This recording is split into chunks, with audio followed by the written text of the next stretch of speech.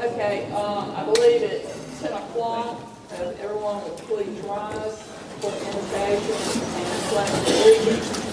And before we have invocations that Commissioner Freeman is going to do, let's have a moment of silence for Martin Luther King Jr., who tragically lost his life on, I forgot how many years ago. 50.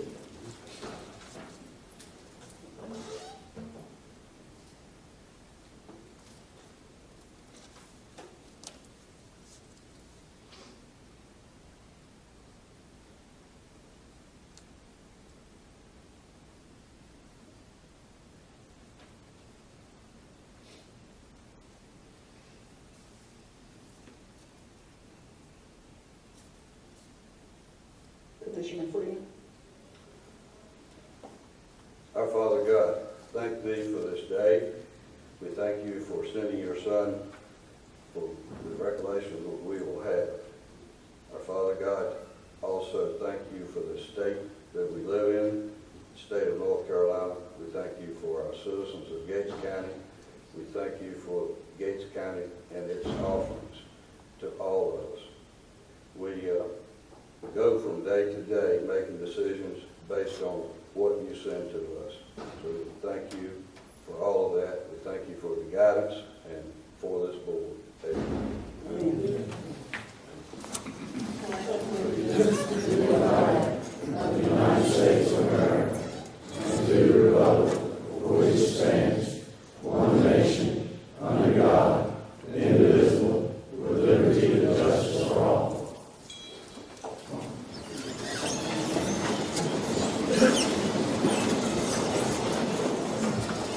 Okay, at this time, I will call to order the regular meeting of the Gates County Board of Commissioners for April 4th, 2018.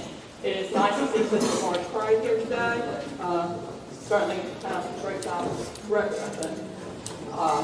But first item on our agenda is the approval of the minutes. And I'm sure all of you have received those, and also the corrections that were sent in to be changed. So I have a motion to approve the minutes as corrected. So moved. Second that motion, Madam Chairman. Motion. Those directions. A motion has been made and seconded. All those in favor say aye. Aye. Also, we have minutes for.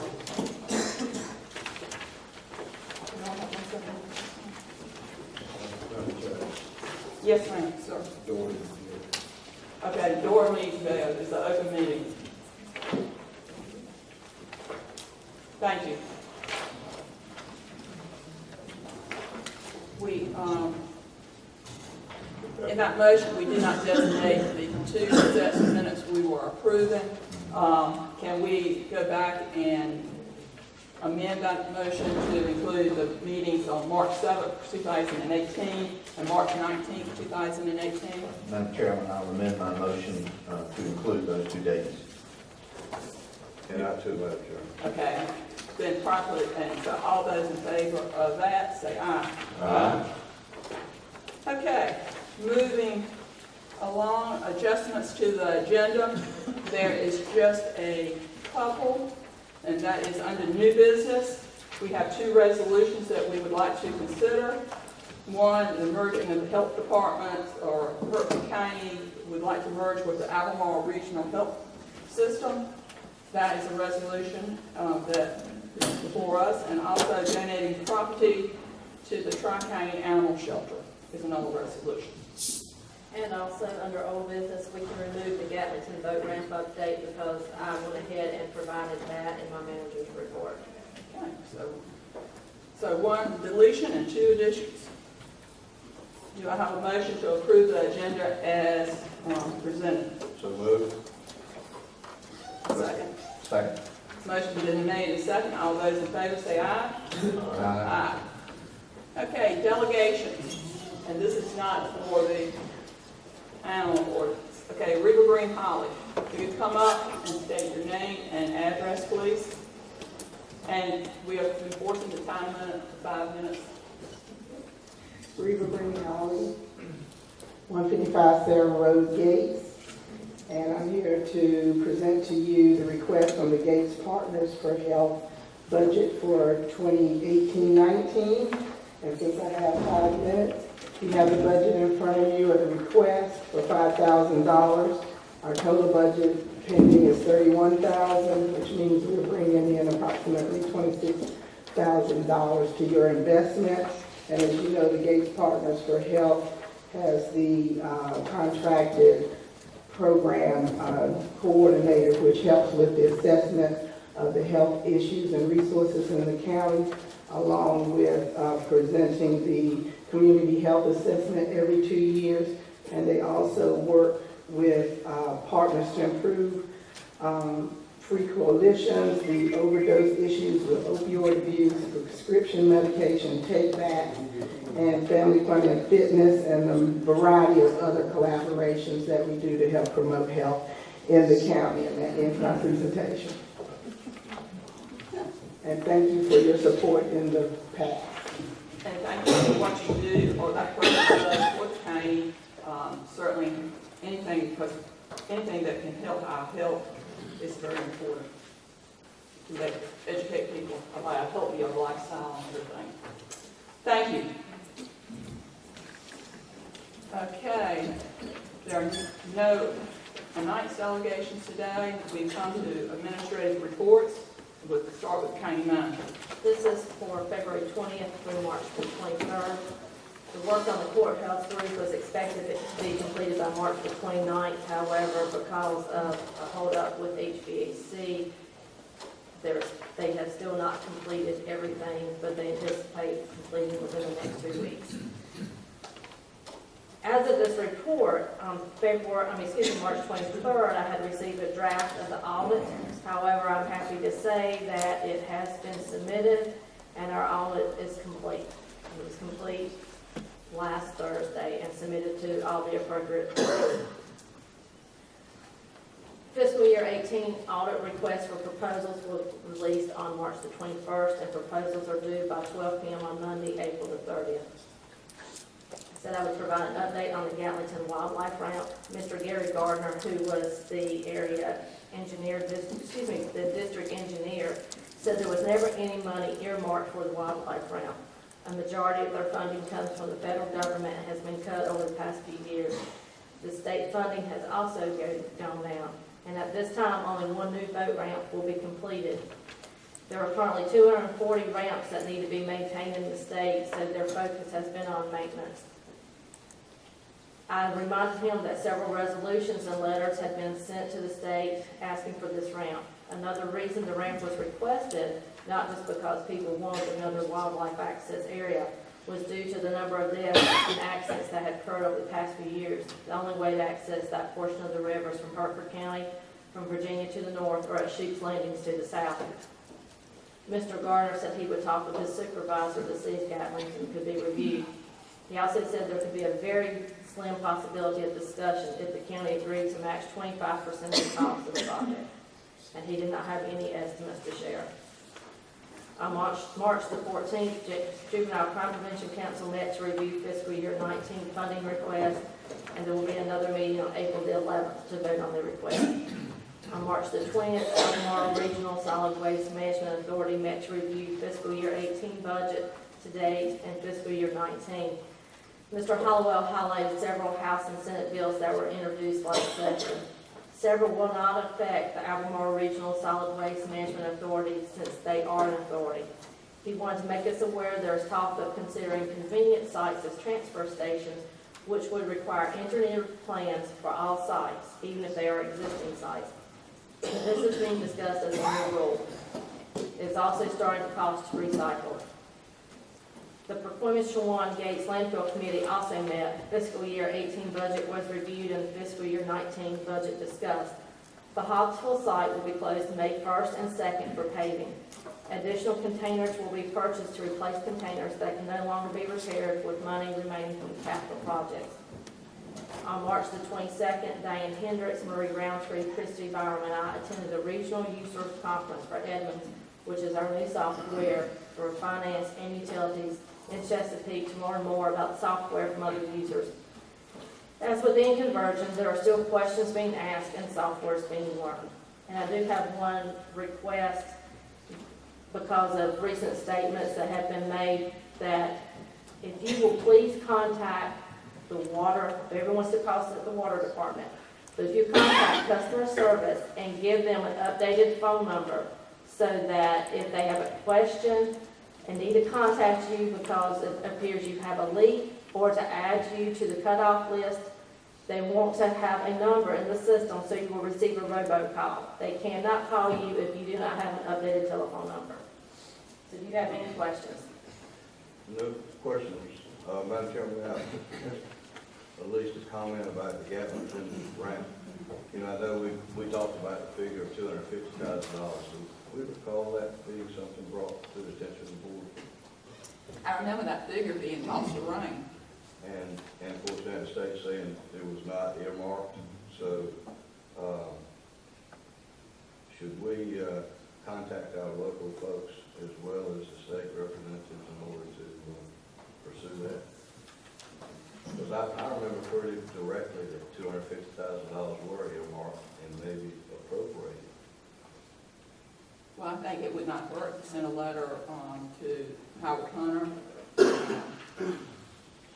and our delegation to Raleigh to assist us in any way they can to see that can be done. Because that's an important spot for many things. Is it the pleasure of the board that we instruct the county manager to write a letter to our North Carolina delegation in support of the Gatlington program? And see if we can get funding for it. Yes, absolutely. And if there was a meeting, we know that there was a budget meeting held, and we know that there would have been a preliminary draft for request. So we need to see if it was ever on that budget meeting and what was said about it, and did it come off? Because if it was appropriated, it would give us a lot more leverage. Do you have any, do you remember what year that was? It's last year. I was thinking it was 2 years ago. Yeah, I'm So on that's that why. way that it was 2 years ago also. And if I remember correctly, they also did a study with exactly about the land, the sand, and what have you, what it would hold. Right, all of that had been completed, and there was, as, I can't remember who it was, requested last time about an update on the archaeological dig. All of that has been completed. It's just a matter they do not have the money now to build it. It might have been 2015, 2016 budget, or 2016, 2017 budget. Because we're in 17, 18, 19, Appropriated by the state or by the county? by the state. Our wildlife and fisheries division might have a stronger memory on that, just in their But it should be, neighborhood yeah, concern. should be in their records. And Appropriated, where they use it. He said the money has not been appropriated, and was not appropriated. He didn't say it wasn't discussed. And his, No, he said it was not appropriated. I think before we agree on providing 25%, Well, no, he did not even have costs, and that was a very slim possibility. He still was doing, he would have to provide numbers. That's why I told him before that was even a discussion for consideration.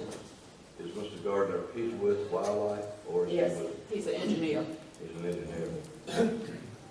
and I think he maybe has did the plan, or would have done the plans if it's instructed. Okay. So we'll do a follow-up on that and see if we can ascertain any more information. I have a question. Did we ever get in any information about signage for the swap shop possibility, if the swap shop, if the building comes into existence? No, we were waiting to see if the building came into existence before I spoke with the attorney. We have not heard. No. Okay. Any additional questions for the county manager? Okay. Mrs. Lane? Hi. You're not sitting in your normal place. Good morning.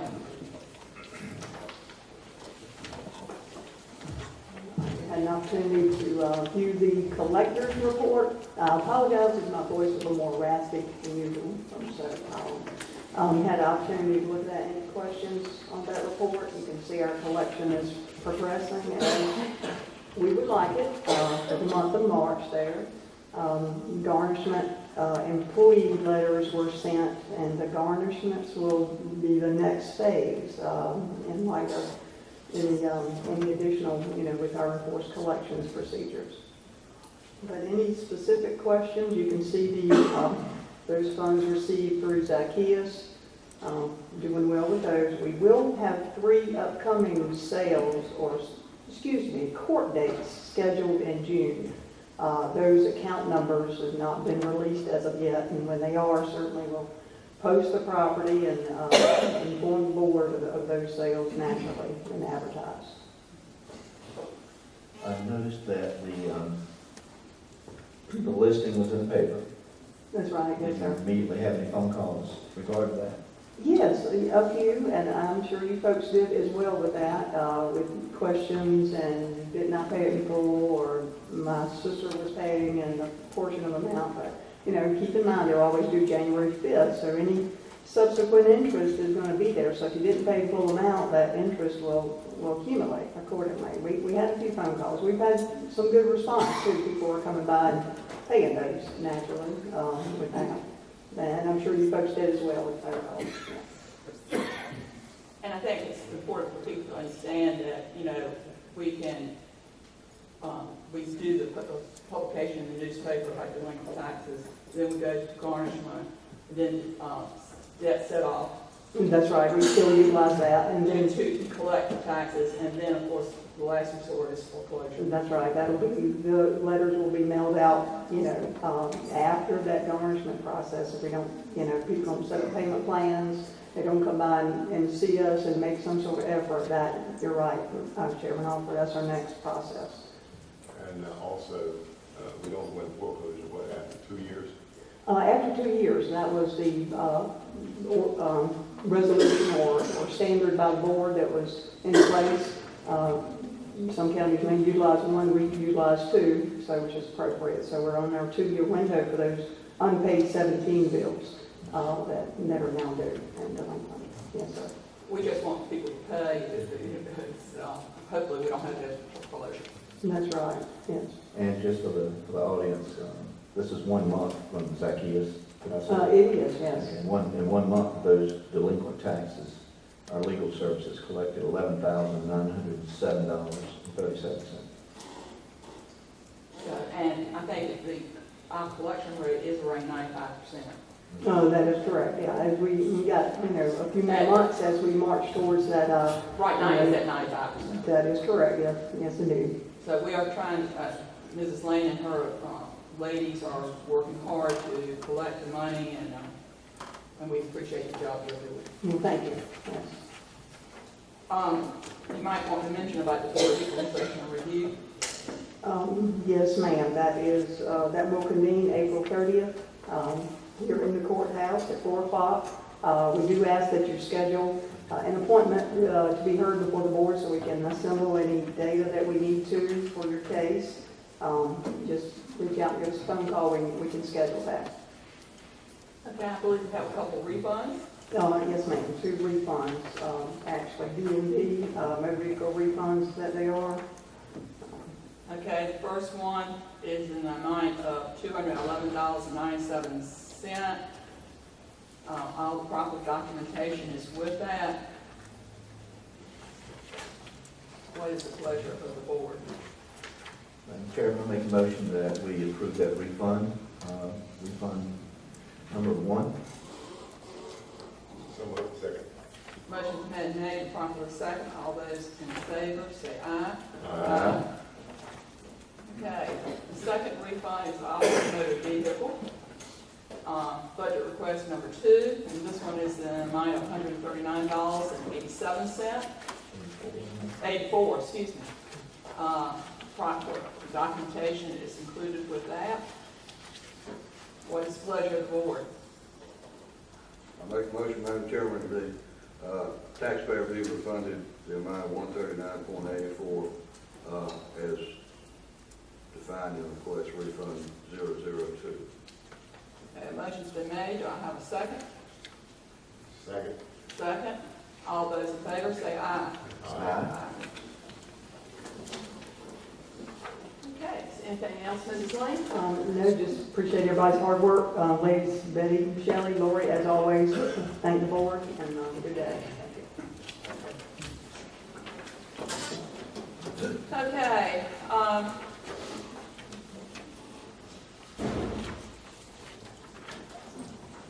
any sports from various departments?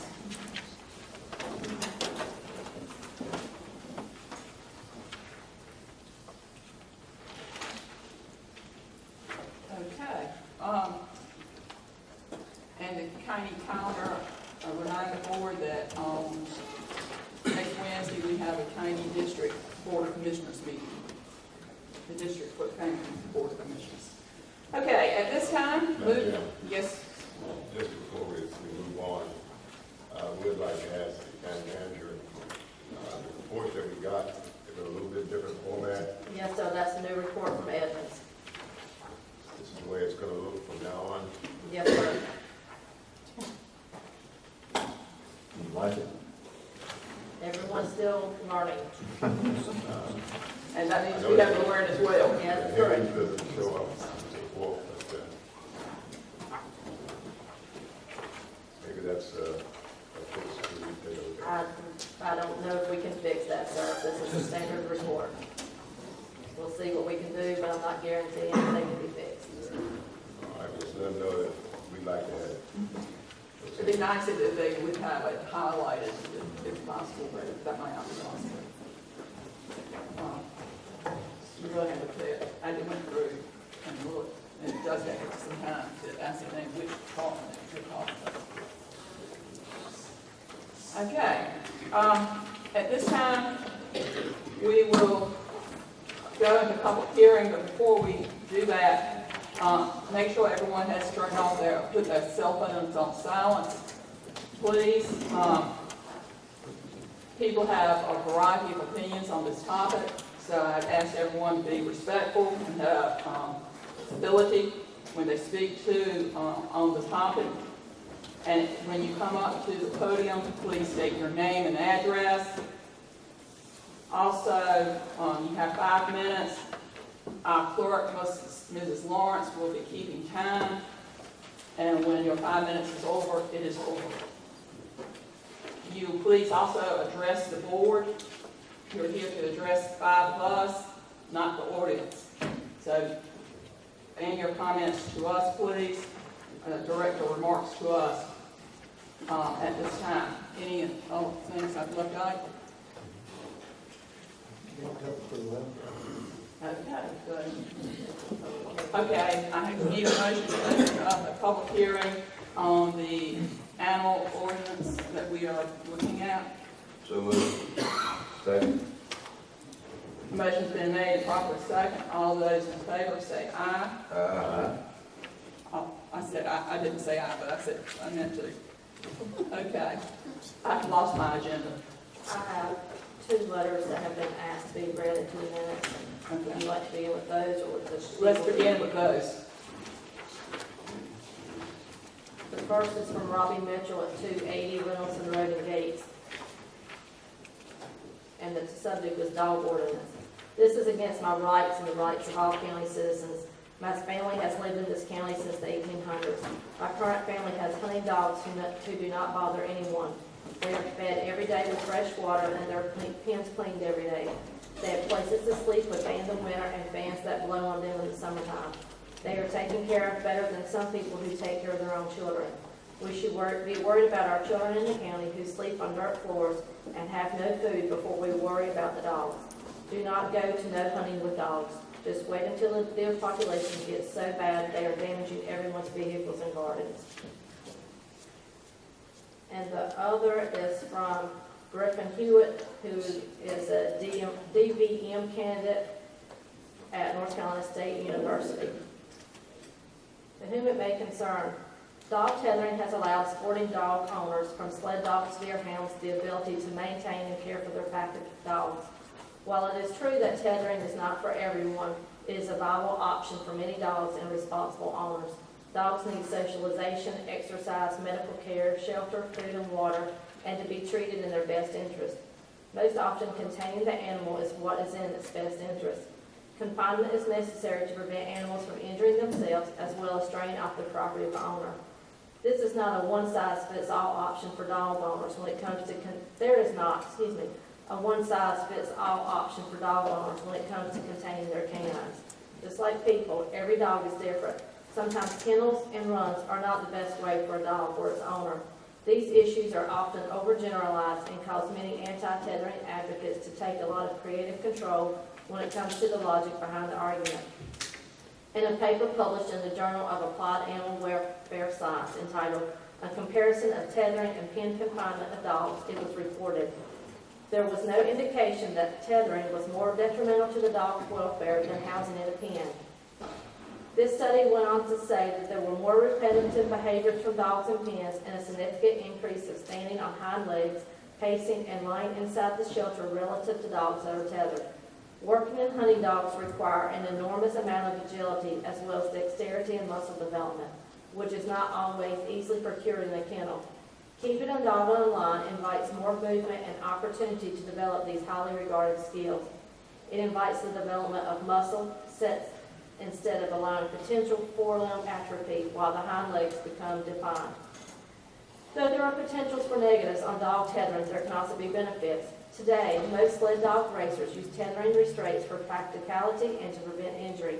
There are many dogs, especially high-energy breeds involved in sporting events, that focus energy on trying to climb or dig out of a kennel or trying to fight with dogs in adjacent kennels. Sometimes these behaviors can result in the dog injuring itself or injuring other dogs. Also, these behaviors risk the potential of the dog's collar getting caught on the fence, resulting in injury and even death. Tethering the dog allows less likelihood of these potentially dangerous behaviors. For an ill-socialized dog that has been rescued or adopted, tethering can allow for more interaction with people. The only significant behavior changes seen within the research at Cornell University occurred with fluctuation of social or environmental enrichment and not with space provided. Instead of having to run to a corner or only interact through chain links, the ill-socialized animal can become more comfortable with the people around it. Also, if these dogs are disposed to escape, tethers allow for less stress as well as to reduce danger in the environment. I believe tethering is not appropriate for every situation. At times, it can be used in a cruel and abusive manner. No dog deserves that kind of treatment. It is also my belief that this is an issue stemming from the tethering of dogs unworked for months or even years at a time. Such treatment by owners is unacceptable. We in the hunting community condemn the unethical treatment of any animal. For hunting dogs, tethering is not used in this manner. Sporting dogs are taken to exercise their abilities weekly during each particular hunting season, sometimes even multiple times a week. Sporting dogs are seen and interacted with every day. These animals are well socialized and are not at a risk for aggressive behavior as other breeds may be. We as a hunting community are aware that we are no longer the majority. However, we would like to share with those who are unfamiliar just how happy our dogs are when they are doing their jobs. Let me speak for myself when I say I have not found a more inclusive and loving community than the hunting community. Going to organized hunts for competition or going into the field for pleasure with friends to provide opportunities for young and old, men and women of different races and backgrounds to spend time together and enjoy the animals we treasure. In summary, though tethering is not always the right avenue, there are many instances where it is the best option for the owners and their canine companions. We respectfully ask you to consider these factors when you vote on the proposed amendments to your animal control orders. Thank you, Griffin Hewitt, DVM candidate, class of 2021, College of Veterinary Medicine, North Carolina State University, 1060 William Moore Drive, Raleigh, North Carolina. And then he includes the work cited within his letter, and he says this is copied with permission by the North Carolina Sporting Dog Association.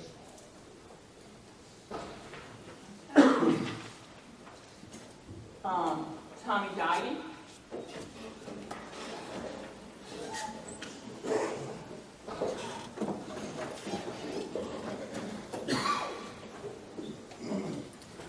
Good morning. My name is Tommy Dowdy. I live on 003 Dowdy Lane, here in Ewell. And I'd first like to start off by thanking the commissioners for listening to the public and hearing the voices. I got a petition here that I'd like to submit to y'all, consists of 341 names. We had a week to get this together, that we kind of drug our feet, and I apologize for that. Sometimes the reality hits you in your hind parts. I'm gonna read this petition to you and submit it to you, and hope y'all take this into consideration. We, the undecided citizens of Gates County, North Carolina, respectfully request the Commission to abandon plans to amend the current animal control ordinance to ban tetheling, restrict the use of dogs in hunting except as controlled by voice command, and impose unreasonable restrictions on animal enclosures and shelters. Changes proposed are punitive, designed to render animal ownership excessively expensive, and would unreasonably increase the difficulty of legally owning, training, and enjoying the use of hunting dogs in Gates County. With all that being said, we would like y'all to abandon the proposal and leave it as is. We feel as though the state laws are already in place to handle the cruelty to animals. No one on this petition agrees with animal cruelty, by no means. But we also believe that the ordinance that is before us is very vague and can be used against us, for us, but we just want to leave it as is. We feel like it's going to be an incredible expense to the county also. So also keep that in mind. At this time, I'd like to give you this and take it into consideration. And thank y'all for y'all's support. Thank you, Mr. Dottie. Bobby Harris.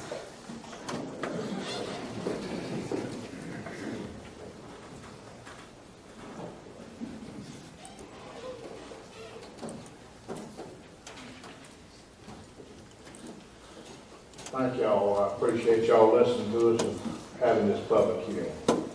I'm president of the Albemarle Highway Association. We formed 25. Address. Oh, excuse me. My address is 291 Bell Cross Road, Camden, North Carolina. We represent the first wildlife district, which is the northeast corner, 13 counties. And we've done it 25 years ago to try to keep the right to hunt, keep the right to hunt with dogs. And we have a lot of members in Gates County and throughout the northeast and other places. We oppose to this ordinance. We feel like there's enough state laws that will handle this. We met Monday night in Clemens County, and one of the commissioners over there was a prosecutor, and he said these things were really hard to prosecute anyway. The conviction rate is terrible, and if somebody has any other prior instance, it could end up with prison time, from what he was saying. The section on the dogs that where you got under voice command, and coming down today, before I got in the swamp coming through from Morgan's Corner, every time I met an 18-wheeler and I had that little tire of the truck, I was zipping all over the road. And voice command is really hard when dogs are out. You can see the dog 200 yards from you, Keith, but he can't hear you because the wind is blowing from him to you. So, and I don't know if y'all put the voice command in there for bird dogs, but it does not work good for most hunting dogs. We have GPS collars now, which we can keep our dogs, where we can see where they are and get them up easier and keep them off the road. But we would certainly appreciate y'all voting this thing down. It's got too much stuff into it that would cost so much for hunters. And the end results, if y'all pass this, your dog pounds would probably be full because people would quit hunting and end up with your dog pounds full. Everybody would really be busy, and like the gentleman before me said, the cost to the county and everything else. I think when we were talking the other night in the meetings that one of the gentlemen running for sheriff said he figured he'd probably have 100-some calls the first day. And the fact that it is put in there, that it's complaint driven is another problem. We had it with the ordinance on, noise ordinance in Camden, and people used that to get back at a neighbor, and the dogs was never the problem. It was their problem they had between the kids of each side. So thank you a lot, we appreciate it. Thank you. Earl Creed.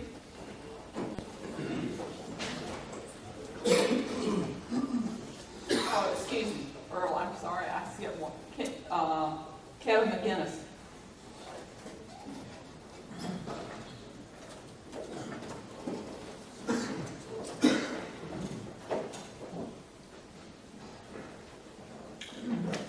My name is Kevin McGinnis. I live at 450 Water Swamp Road in Sunbury, and I'm here today representing the Watery Swamp Hunt Club. I'm the current president of the club, and I want to thank you, Madam Chairwoman, and the other commissioners for the opportunity to speak regarding the proposed animal control ordinance.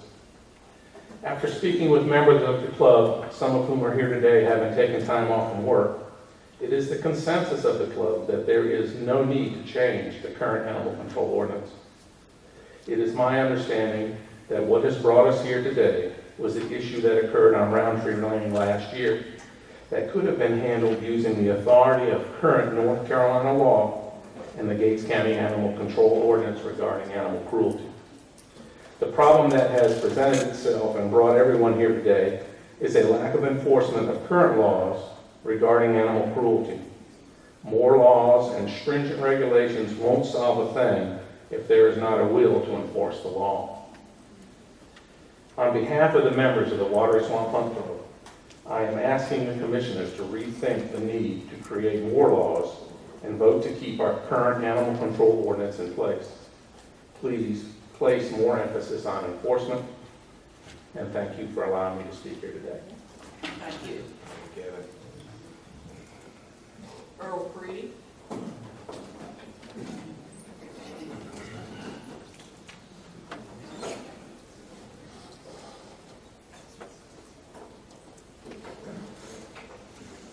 Good morning, Commissioners. Thanks for listening to me speak. I didn't get much time to practice this, so I'm going to read a little more than I'd like to. But as Mr. McGinnis said, I guess we're all here today because of the dog that died in Roundtree Lane. That dog laid in the sun for 2 or 3 days, no water, no shelter. And I'm coming up with these new laws because I'm told there were new laws to enforce or prosecute the owner of that dog. So my question is, how can there currently be no laws against leaving a dog out in the sun for days with no shade and water? The answer is there are currently laws at both state and local levels that could have been easily enforced by the Gates County Sheriff's Office, as is their duty. These laws are covered at the state level by North Carolina General Statute 14, Tax 360, subparagraph 81, which states, if any person shall maliciously kill or cause or procure to be killed any animal by intentional deprivation of necessary sustenance, that person shall be guilty of a Class H felony.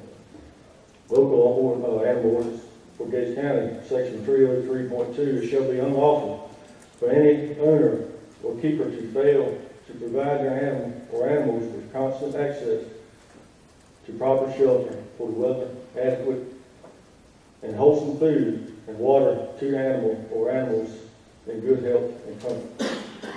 My question is, why can't these laws be enforced?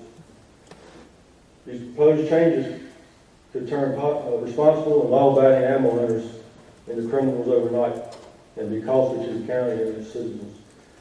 The new proposals, section 201.15 and 201.16, proper enclosure and proper shelter.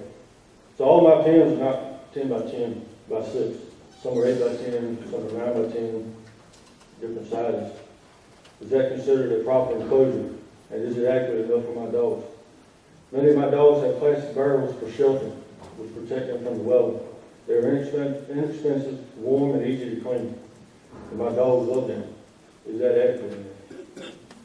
Section 313.2, animals running at large clearly states this section shall not be interpreted as restricting persons owning specially trained hunting/working dogs, which can be controlled by voice commands, from actually using their dogs, hunting/working dogs in the presence of and under the voice control of the owner or an agent of the owner. How does this protect hunters and their dogs? Dogs are not always under the voice control or presence of their owner when being used for hunting, as Mr. Harris stated. As for the tethering prohibition, the dog can be tethered in a humane manner so that the dog cannot get tangled, is tethered in the shade, and has shelter and water. I have a dog named Jack, and Jack refuses to stay in his pen. He digs, chews, and climbs. Tethering is the only way I can keep Jack in the yard when we are not hunting. I cannot put Jack on a tether and stand beside him all day, as the new ordinance states I must do.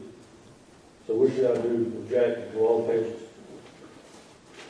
This section also states that dog may only run loose on the property or legal residence of the dog owner when attended by the owner, or unattended in a secure enclosure or an area surrounded by an electrical fence. I own a 12-acre farm. This means I can't let my house dogs that are trained to stay on my land run loose while I'm in the house. And that's all I have. Thank y'all again. Thank you. Mike Long.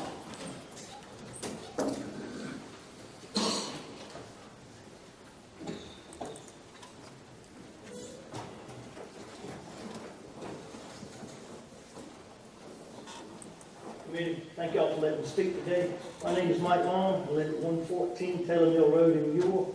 I was born and raised in Gates County. Come from a family of hunters. I'm here today to represent White Oak Hunt Club. We have 57 members, 47 of which are county residents. I'm also a member of the Gates County Hunt Club and have been a member of that club for 44 years. I'm also a proud member of Cool Spring Baptist Church.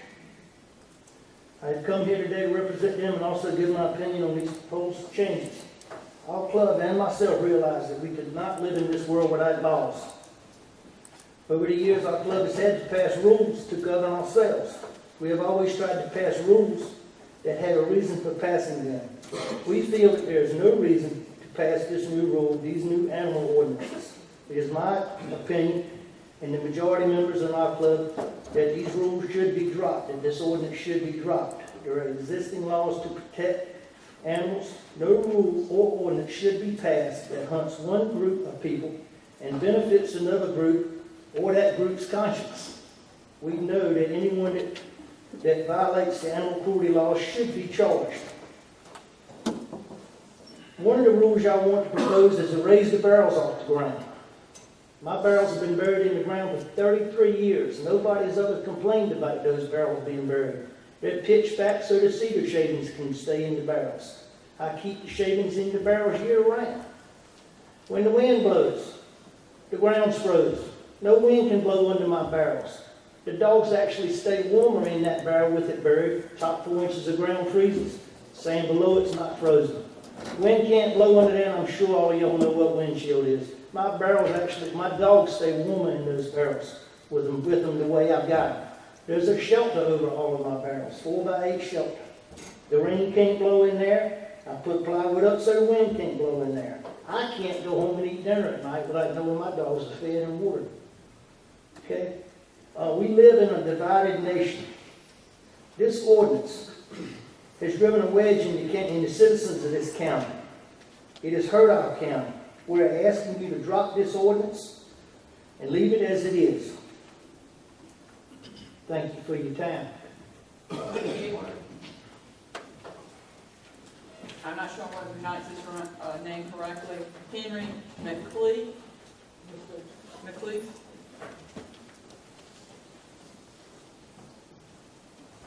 Thank you, Madam Chair, Commissioner. My name is Henry McLeese. I live at 45 White Farm Road in Pamlico County. Oriental is a town. I actually live on a farm outside of town. I'm one of the lobbyists for the North Carolina Sporting Dog Association. It's a statewide coalition of dog clubs, hunters that hunt with dogs. We formed in 2004 to fight a piece of legislation that was proposed by animal rights groups to tax dog food to fund a position within the Department of Agriculture to start telling us more how to act with our hunting dogs. We didn't think that was a good idea then, so we defeated that piece of legislation. And we don't think it's a good idea now to have more law than is necessary. I sent you a copy of my dog laws chart because we have a lot of law in North Carolina. We oppose these proposed amendments to your animal control ordinance, and we ask you to vote no. I'm going to talk in general terms. The hunters are going to tell you specifically how these proposals would affect them. I'm going to talk more in general terms because I have been in this situation in other counties. This isn't the first time that activists have come before a county commission and asked for more law. And basically, this situation arose because of the cruel treatment and the ultimate death of a dog in hot weather and the failure of enforcement of existing laws. And it precipitated this current conversation. Passionate local animal activists seized this opportunity to run a play out of the animal rights playbook. And they never let a crisis go to waste. In the name of the dead dog, they circulated a petition. They began to campaign for changes in the animal control ordinance. Month by month, they asked for more language, tightening various paragraphs, restricting the conduct of citizens to conform to their philosophy. They asked for an inch here and an inch there in your existing ordinance. That method is called incrementalism. The animal activists use it on the state level also. The result is before you with these proposals, and it would make it more expensive to legally shelter dogs outside. For a pack of hounds, for an average citizen, it makes it prohibitively expensive. It makes it impossible to legally hunt with a pack of dogs if you're hunting deer, bear, fox, rabbits. I don't know if you got any quail left. I suppose you could, we don't either. I guess you could bird hunt if you could find a bird. But pretty much everything else would be illegal because you can't holler at a deer dog. If a walker hound is gone, he can't hear you once he gets that scent. I don't know if they actually know how it works to hunt deer with dogs, but they don't really care about that because that's not what they care about. They don't mind if we can't hunt anymore. The proponents will tell you two things because they say it in other places too. This is just common sense. Well, I can't say it in French, but Voltaire said common sense is not so common, and it's certainly not apparent in these proposals. They'll also tell you, well, this is only going to be complaint driven. The animal control officers have other things to do, and they're not going to go looking at your dog pen. Well, on one of the activists' Facebook page, she claims there are 100 or more dogs chained in Gates County.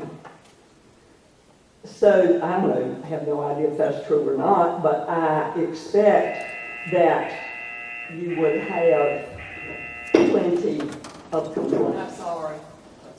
Thank you for your time, and please vote no. Okay, thank you for coming.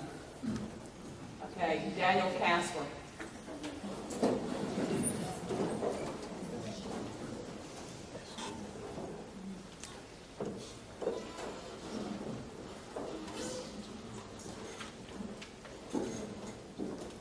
Good morning. I'm Daniel Casper, former resident of Gates County. State your current address, please. 538 Cannons Ferry Road, Tyner. The word has been taken out of my mouth already.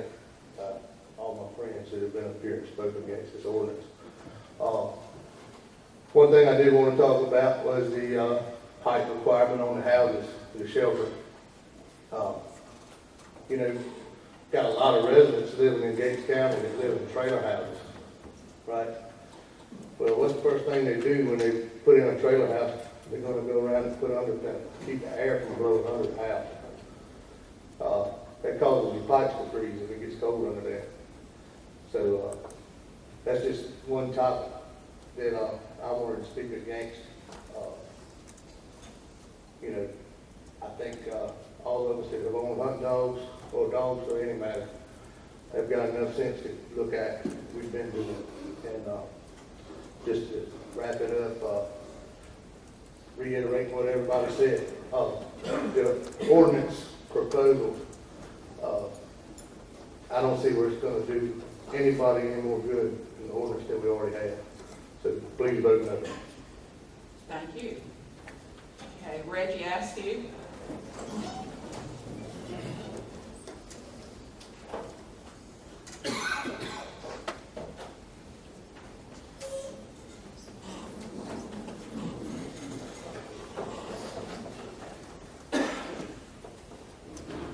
My name's Reggie Askew. I live at 1186 US 158 West in Europe. Madam Chairman, Commissioners, thank you for the opportunity to give us a chance to voice our opinion in this hearing today. I've been in the county all my life. I was born here. And I have a great concern with animal humane. And as I look around this room today, there's a lot of other people out here that have great concerns too. And I think if people take care of their animals and treat them in a humane way, that we wouldn't be having this meeting today. And I think that's a big responsibility as a part of an owner to take care of their dogs. I'm opposed to this amendments to the ordinance we have that y'all are proposing. I'm opposed to that. Also, I'm a grower of produce, not produce, but poultry for animal integrators. And animal integrators all over the United States have to work with animal rights groups, and we really under pressure. And my concern is not only for the dogs and cats, it's also as a grower for integrator of what regulations can do to me as far as putting me out of business. So I've asked questions to different commissioners here, and they have explained to the best of their ability and gave me answers to better understand this. And I would like to see these amendments not approved. I'd like to see the ordinance we have stay in place. Thank you. Thank you. Ed Webb.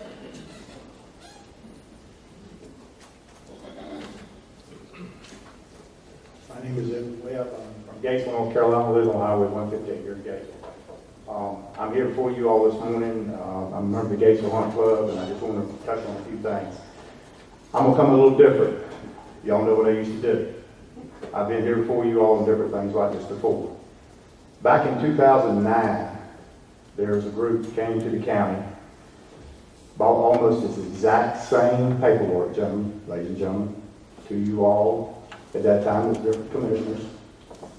We reviewed it. When I say we, because I was a part of that, reviewed it, went through, found out what we felt was proper and could be used. The ordinances in the county are good. They need to be enforced. And enforcement will be where we need to go in that direction.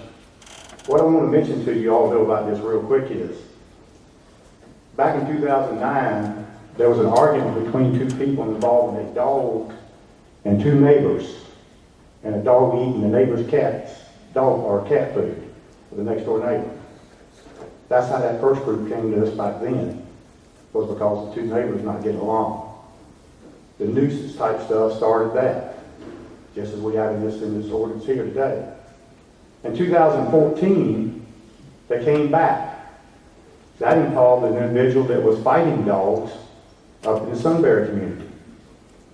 He had a reputation for fighting pit bulls. That same group came in and forced that as well in 2014. And thank goodness to some old heads, as I call them, Mr. J.S. Pierce, rest his soul, Mr. Roundtree, Mr. Ken Jernigan, Mr. William Harrell, all of which, as you all well know, are former county commissioners. They all opposed the same ordinances that are pretty much before you all today. It's just a different version. They changed the dates, put a different date on it, maybe shined it up a little bit, but it's still the same ordinances, folks. It's the same ones that were rejected back in 2009. They were rejected again back in 2014. And here we are back in 2018.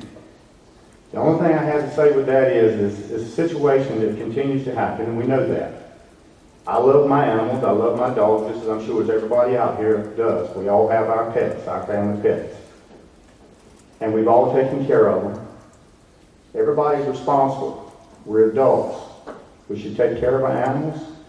We take care of our dogs. There's so many things in here that I'd love to touch on. The tethering, the voice command. Any of you that don't know, nobody's mentioned about the tracking collars. Just so you all know, ladies and gentlemen, a normal tracking collar outfit, depending on how many dogs you got, the collar is worth from $250 to $300 a piece. Y'all see us on the side of the road, these little boxes, and everybody looking at what in the world they're looking at? That's $1,000 every time you see one. Some of these gentlemen out here got 4 and 5 of them. You take some of these gentlemen out here who got 10 and 12 dogs, 13 dogs. I know one gentleman here in the county's got over 20. My daddy, Mr. Zachary Harrell, used to have at least 40 at one time. But we spend time, we spend money, we enjoy hunting our animals, we enjoy working with the animals. And virtually everybody, every one of you up there has got people that hunt in your family. If not, we help support you. Jack, I'm going to call you out. Remember years ago, you used to run a little service station right here in Gatesville.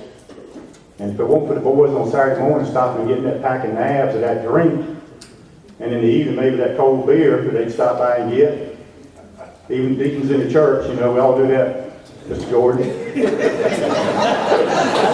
They would enjoy stopping by and visiting Jack, and they would buy something from them. So there's a lot more to think about just another just a hunting. When I say that, there's people out here, there's farm rent that we pay farmers. There's land rent that we pay for the international paper and places like that to hunt. But I want to close with one last thing. I don't know if any of y'all picked up on it. 2009, 2014, 2018. There's one thing that rings with me because I did it so long. And if you all think about it, it always seems to coincide with an election year. Always comes down to something comes up during an election year. When everybody's trying to do their little bit to go for an office, and they align themselves with a certain act or a certain event. And if you think about it, 9, 14, here we are in 18, every 4 years. So it's just something to think about. We as a group of hunters, we as a group of citizens, we as a group of taxpayers are here before you today asking you to completely just keep it as it is. Please. Thank you. Okay, Cornelius Godwin.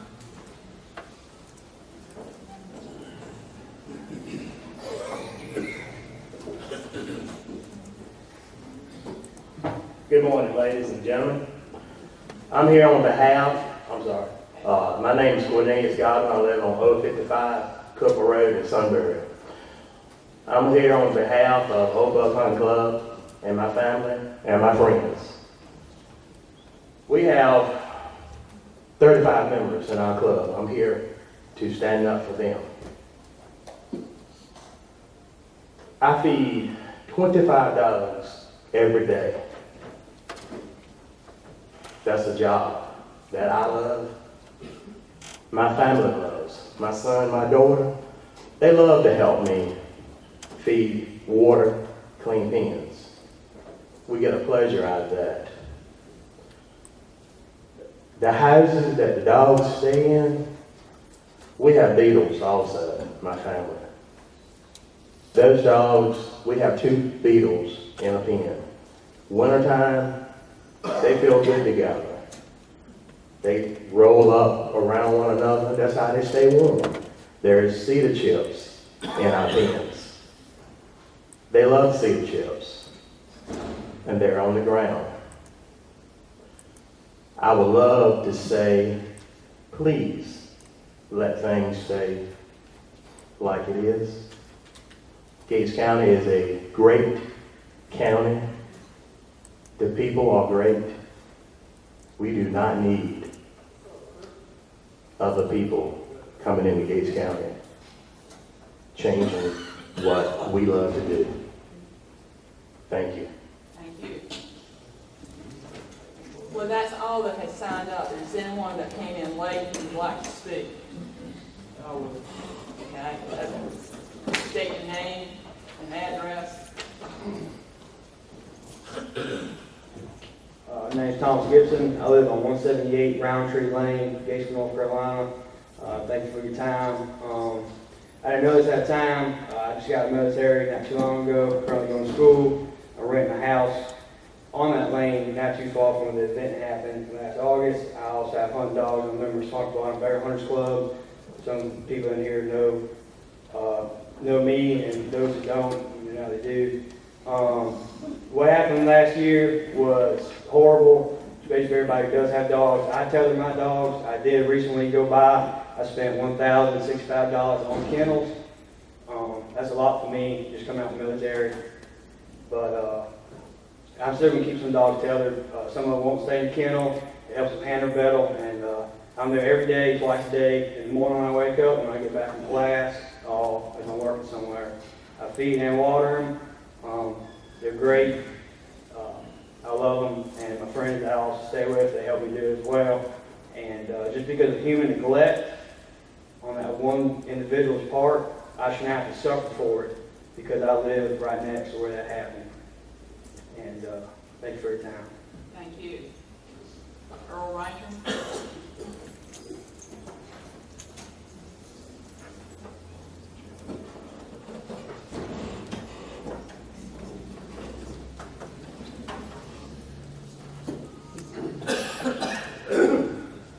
Talked to many people this morning. I'm a little bit late, didn't sign up because my phone started ringing early this morning.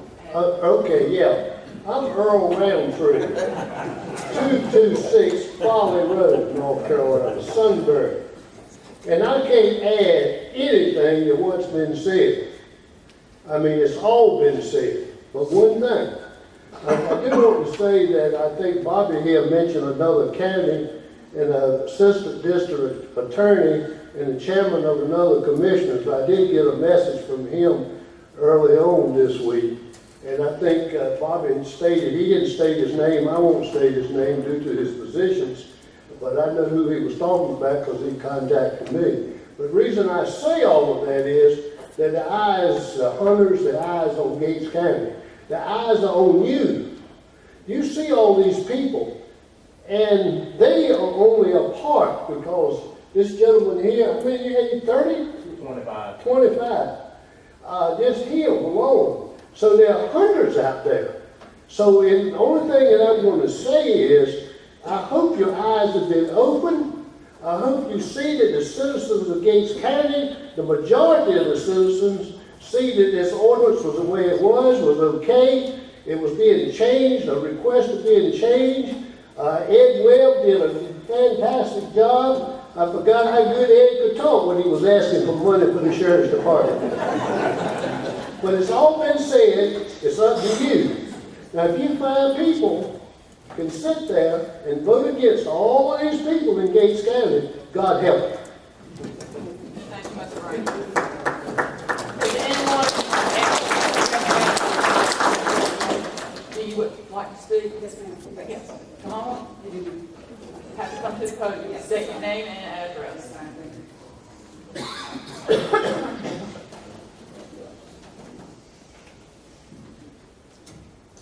Good morning. I want to thank the commissioners. Name. Yes. Emily Cross, 105 Crosstown Road. That's in Gates. I would like to thank the commissioners for allowing me to come before you this morning. I don't own any animals, pets, and so forth, but I agree with what has been said from the previous 10 individuals who spoke. I do want to say that I have had problems with a neighbor who had a pit bull and still has one. And whenever I would call the sheriff's department to come out to my home and do whatever it was they needed to do, they were always there. I knew there were some complaints from other people, whatever, but I have not had any complaints from them. So I am saying to keep the orders that we have in place. It does work. Thank you. Thank you, Ms. Ross. Anyone else? Yes, sir.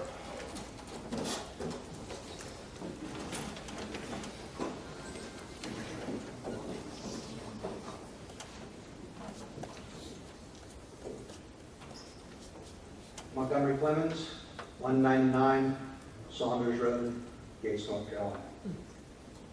Hopefully I can read this without my glasses now. I'm going to come from the other side. It seems that we have all the hunters that have spoke today, and I am a hunter. I'm a landowner, and the issues that we have run into over time is I've had some of my wildlife killed by dogs. I've had my share of dogs come on the property that shouldn't be there, and then I do wildlife management. I get my deer run off. Now, I will say 95% of the hunting clubs out there are very good at trying to control their dogs. They won't shoot any that come off my property, but I've run into it on the other side of the house. With that said, I would love to see all of you guys are out here now that were here when everyone was planning and trying to write these rules up, because I was here for that, and I saw the amount of effort that was put in trying to look at both sides of the house. How can we help the hunters?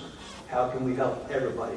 So in that aspect, maybe throwing the whole thing out isn't the best idea. Maybe to get the input from the clubs of what would work for both and continue to view this might be the answer. That keeps everything going and going smooth. That's all I have to say. Thank you for your time. Thank you. Anyone else? Yes, sir.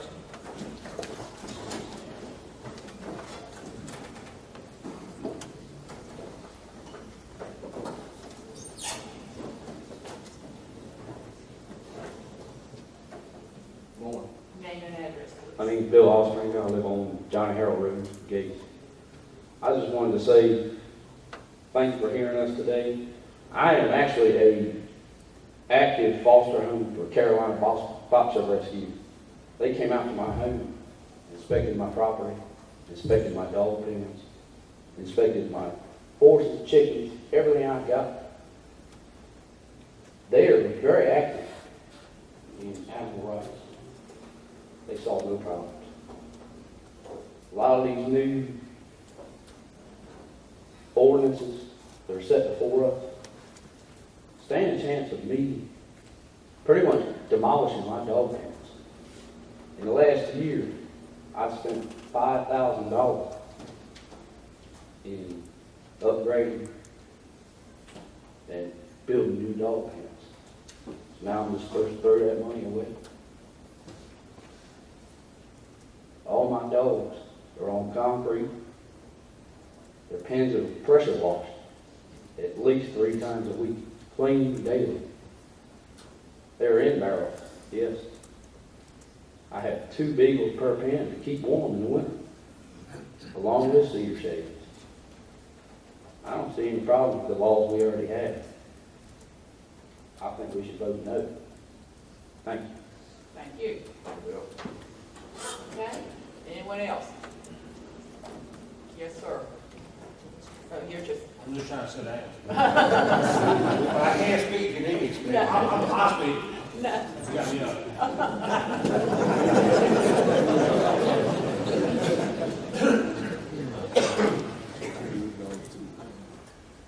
Hello, my name's Ed Vogel. I live at 836 Wilmington Road. I've been a member of Gates Hunt Club since I moved out here. I moved out here in 2006. because I'm in the Navy and I wanted to get out of the country.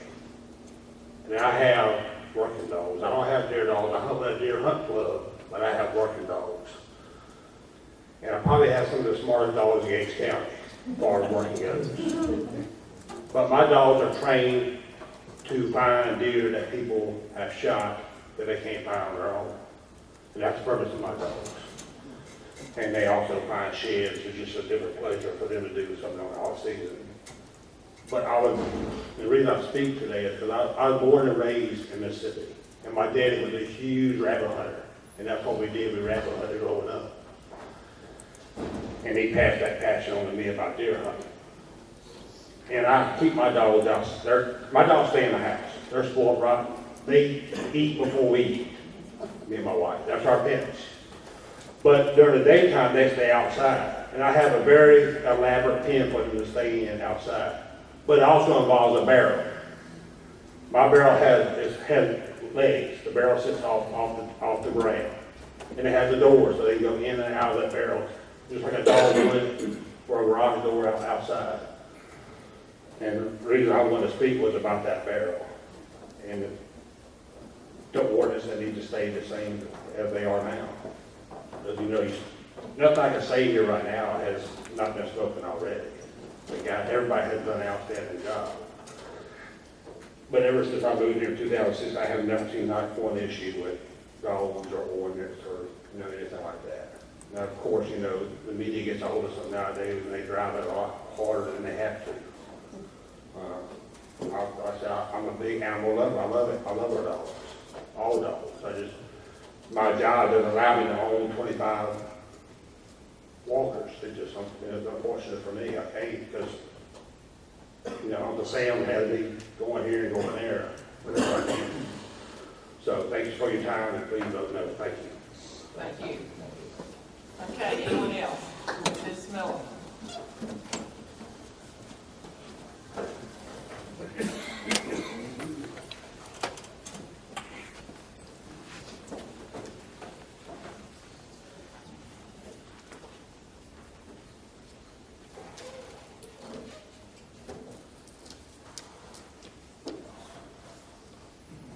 My name is Denise Miller. I live at 365 Sandbanks Road in the little town of York.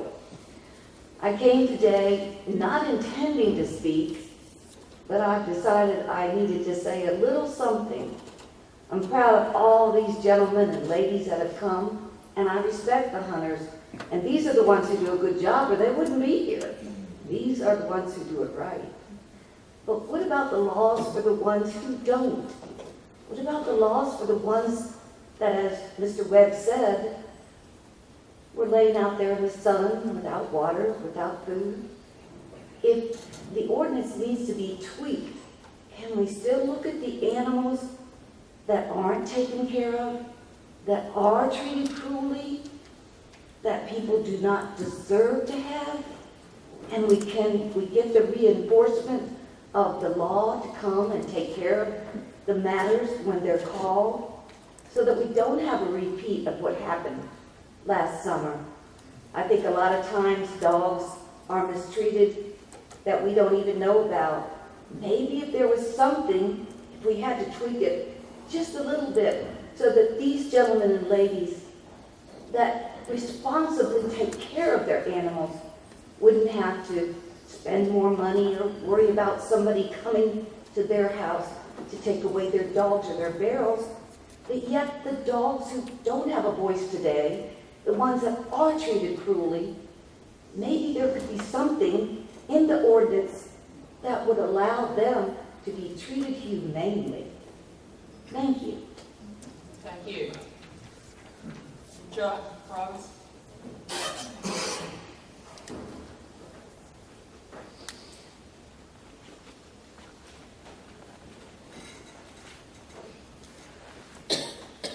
Good morning, Chuck Brothers, 485 Drummill Road in Gates. Thank you for the opportunity to speak before you this morning.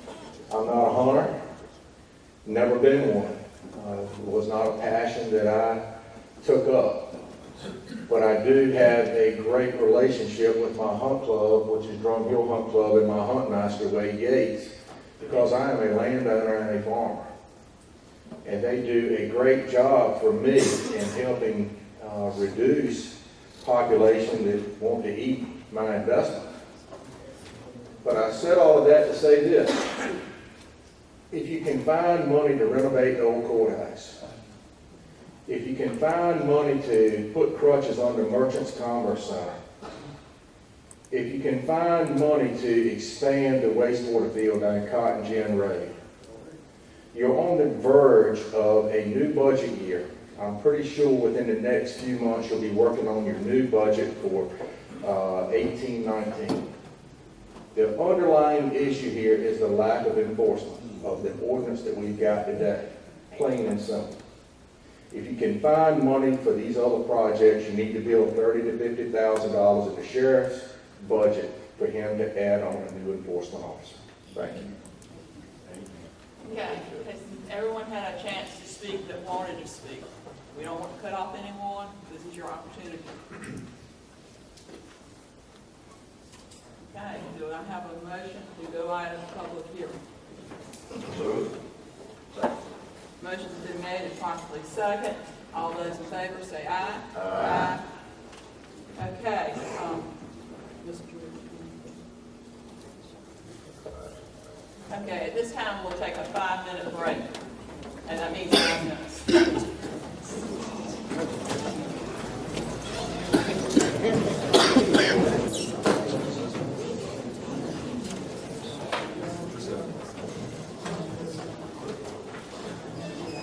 Okay, at this time, we have heard comments of the public. We have studied the issue at numerous work sessions and over a long period of time. What would the commissioners like to do? Madam Chairman, I'd like to make a motion, and that motion is that we do not accept the proposed amendment. I'll second that motion, Madam Chairman. Okay, a motion has been made and properly seconded. Any discussion? Yes, ma'am. I have what I'm going to call a summary statement, and that summary statement is in regard to what I've heard this morning, in regard to what I've heard in the real recent past. I might even call out a name or two. Cornelius, I thank you for sharing today what you shared at the meeting that I was at on Tuesday. Ms. McGinnis, thank you for what you shared here today and the other night. I was influenced by a lot of things. But I also want to say to Kevin apologized to this board at the meeting that I was at for their late arrival to the discussion. And that was a legitimate, genuine apology. It was accepted, not necessary. But I also told that group that we need to remember this. When you want to be heard, you got to speak up. You got to be present. Because we've been going at this for a few months, and we've had a small group in front of us that's been sharing stuff with us, and some of that stuff is legitimate stuff, and we took that in consideration. We were making some changes based on what we were hearing. We felt like they were small changes, and but we didn't know that the amount of effect that it was going to have on the citizens of Gates County, dog hunters, but also through this process, when I would ride around, I would look at a pen, and I would look at that dog pen of a non-hunter, a person who had a dog, and I would see the other surroundings of the house. And I could tell by what the property that I was looking at, that individual was going to be burdened if somebody came knocking on their door. From what I saw, they couldn't afford to build a pen, and their dog was doing well. 2009, 2014, 2018, Mr. Webb, we're here again. But we're not here because of these great dog owners and people who care about dogs. We're here because of a real small handful of people who won't do right. Mr. Gibson, welcome to Gates County. You will not be punished because you live on Roundtree Lane. Glad to hear the way you take care of your dogs. You don't punish the innocent. You don't put hardship on the innocent. You don't burden the innocent. The dog hunting community represented well here today, and you did a good job. Ms. Miller, I know you and your husband's concern for animals, and Ms. Miller said it very eloquently that she was looking at a group that loved their dogs. So we thank all the dog owners here, all the people here who care about animals. Somebody said something about division. We all love dogs. We don't need to be divided any further. We need to be together. Let's hope that some good comes out of this. I'm sure it will. If anybody sees an animal, horse, dog, cat, anything being mistreated, you need to speak up. To our sheriff's department, we've got a great sheriff's department. We may not be well versed in animal control. Maybe we are, maybe we're not. I'm not sure about that. But we need to respond to the calls that come in for from our citizens. I made the comment a week ago, and I'm going to make it again today. I'm going to ask the sheriff's department, are we having any calls on animal abuse? Are we responding properly? And I expect the answer to be yes. But today I think we're doing the right thing. We have a good ordinance and control, animal ordinance in force right now, and it's backed by the state of North Carolina. They have a good animal control ordinance for every county in the state. I thank the fellow commissioners for spending the time. We spent a lot of time on this, and all the time was not spent right here at the table. It was spent on visits, phone calls, emails, and there's no need to upset something that's doing the right job. I thank you, fellow commissioners. Madam Chairman, I would respectfully ask my fellow Commissioner Owens if we would consider modifying the motion to state that we would not make changes except where clarification is needed and consistency. We've got a few items in our ordinance that's inconsistent with other requirements, such things as grass being 12 inches or higher. There's some other things that need to be clarified in regards to hunting dogs being within voice command. We need to add something to the effect as where possible. You know, we've taken all this time to review this ordinance. Certainly, any corrections that need to be made to make it better needs to be done at this time. So, while I'm not opposed to not making changes, because I do feel that we have a good ordinance, it is based on enforcement, and I'd like to read for the hearing, especially about Sheriff's Department, under section 102, it says authority and purpose. It says this ordinance is adopted for the purpose of establishing procedures and standards for the animal control officer and or their duly appointed assistants with the responsibility of enforcing county and state laws, ordinances, and resolutions relating to animals or to the care, custody, and control of animals. So it's written specifically for the animal control officer enforcement and to be used as a guide in carrying out their duties. Now, it's not specifically a prescription for animal owners on how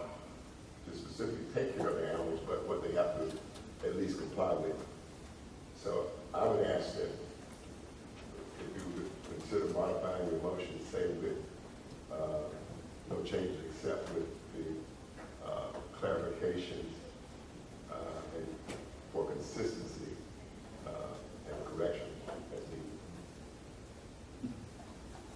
Chairman, I'd like to hear the rest of the board. Okay. Commissioner Felton, do you want to say anything? I think everything is clarified pretty well.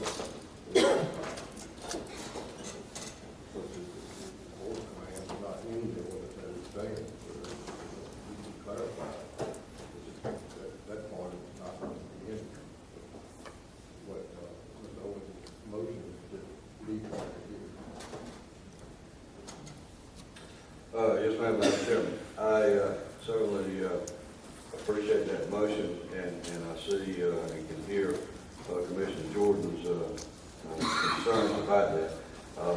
I second that motion that we do away with those proposals and that we adopt the ordinances in place and keep that in place.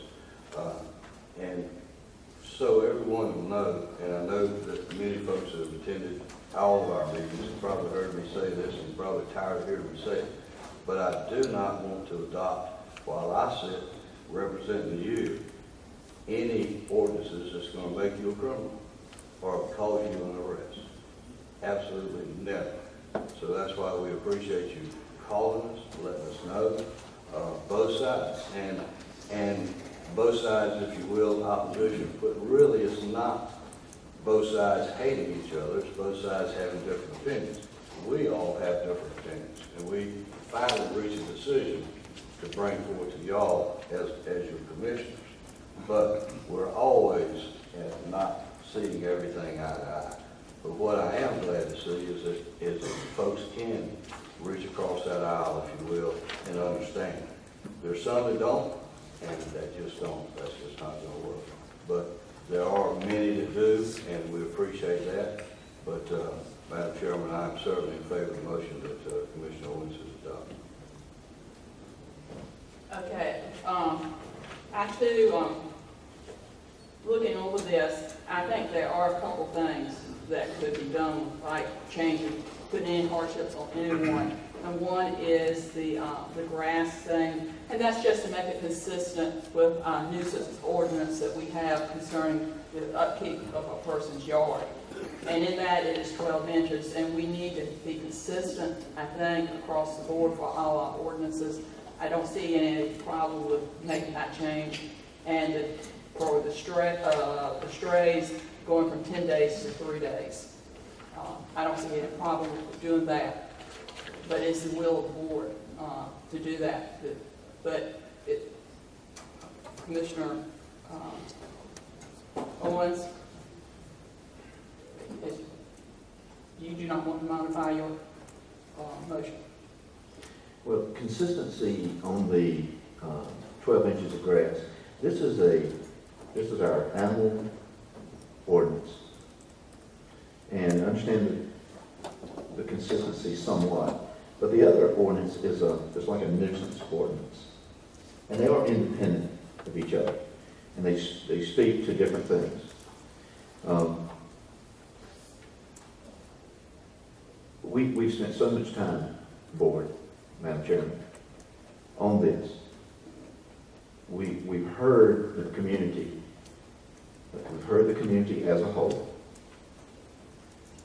And at this time, I'm not going to amend my motion. I'm going to ask my motion to stand. May I please point out two things, and I did present this to you. There is already a conflict within our current ordinance. One place states that you can keep the stray for 10 days before you turn it over to animal control. Another place states it is 3 days. So depending on which section the animal control officer wishes to enforce would be at their discretion. And also it states that the quarantine fees paid to the county will be established by animal control and submitted to the Board of Commissioners for approval. We do not have quarantine fees. Those are set by Tri-County Animal Shelter. Okay. So would you consider? Are we able to adopt those if they're set for by the animal control shelter. Their budget is set by Trelawney County. But then they bring that in front of us and No, then sir.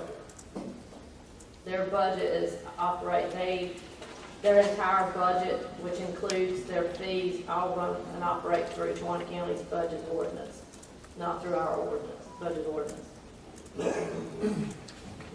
I guess what I'm saying is not changing their budget certainly, but we have to adopt the fee that they give us, so either not adopt, is that correct? We don't do anything with the fees. They collect the fees. They collect the fees and everything. There's no fees So coming we back. give them money, right? So we don't vote on that annually or No, anything? That was just something to take eye that it's not being we don't currently do. because they're not paid to the county, they're not paid to Gates County. Well, Also, if you leave the current ordinance as it is, it's gonna be against the hunters, because it says that, this is not, does not affect hunters, but when the hunters have their animals under force control, if you don't modify anything by that, we have to help them that much. As we have the current reading of this ordinance said, I don't think it's under force control. what section is that?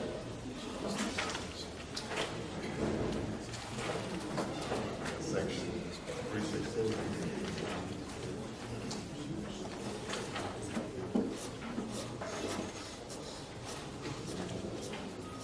It's not under the front one. That's force control. We have the voice control because we have under our current voice. It's not. No, that's, that's an addition. that was an addition, a proposed. But we're not talking about we're talking about the force control's not in our new old one. It's not a old one at all. No, sir. I thought it was. On the 201.11 owner keeper, that's a section where the 10 days was amended, proposed amended to be changed to 3. Because it's in our ordinance in 310.1. That is a part, a meeting that I was at Tuesday. I don't believe any time was spent on that discussion, on that. So I don't know we certainly didn't think that it was a big issue when we were discussing it, but we weren't informed from the viewpoint of the hunt. Does anybody up here want to speak to that? Well, if I may, in our meeting, as a forum setting, it was brought up and it was very clear that if we did not adopt the changes, then it would go back to 10 days, and that's what they wanted to happen. But it's in our ordinance right now, 10 days and 3 days. Correct. It's because section 310, 310.1 has it as 72 hours. it is unlawful for any person in the county knowingly and intentionally to harbor, feed, keep in possession by confinement, or otherwise allowed to remain on his property any animal which does not belong to him unless he has, within 72 hours from the time the animal came into his possession, notified animal control. Okay, so if we changed the verbiage that you read right then, if we struck the 72 hours, You can make that one 10 days. we could make that 10 days. Right, but they need to be consistent, because right now, one section says 10 days, another section says 3 days. And I will say that when I was at Hunt Club at Water Swamp, I think Mr. Laster can confirm this. He said his wife reported it to the animal control. The animal control came to pick up the animal, but she had gotten attached to it and told him to bring the dog back. Is that not correct? That's correct. That was after a week and a half. Yeah, it's about a week and a half. Right on my That 3 days. Oh, I'm sorry. All right, so, Madam Chairman, if I could share will begin with Ms. Roundtree.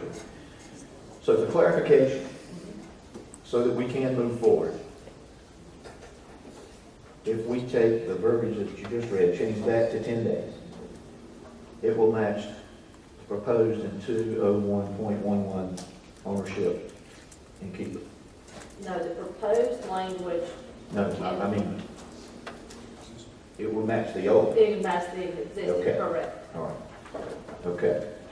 And then the other section, 307.1, we're required to strike that, which is about quarantine. Well, because they're not paid to the county. Right. So that needs to be struck. And we want to do this right. We want to revert back to 2014, Commissioner George, to where there was no voice command in the old ordinance. If that was the case. And that is the case. I'm aware of that. Okay. All right, so basically there's a somewhat of a clerical situation here, citizens, to where we have, in the old ordinance, we have one area that says 72 hours and one area that says 10 days. They have to be consistent. So we're going to have to correct that.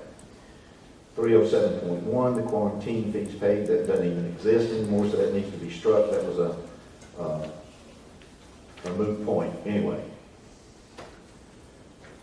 So, gentlemen, Madam Chairman, I will, if this closes the door, I'm not changing my amendment, my motion right now, but I'm telling you in conversation that I will amend my motion to address those two issues only because they need to be resolved. And I think that's the only thing we are asking you to do. Okay, fair, thank you. And I would say then go to 3 days, because if you keep a dog 10 days, you're likely to keep it. No, but 10, I'm saying go back to 10 days. Then you're going to have to change. Well, that's what That's what I'm saying. I'm going to change the 72 hours to match the 10 days, which is in the 2014 ordinance.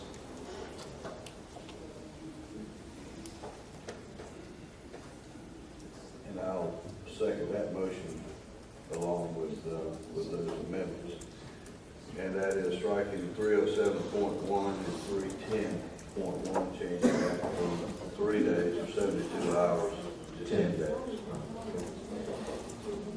Okay, Madam Chairman, I will send my motion. I have another motion to make.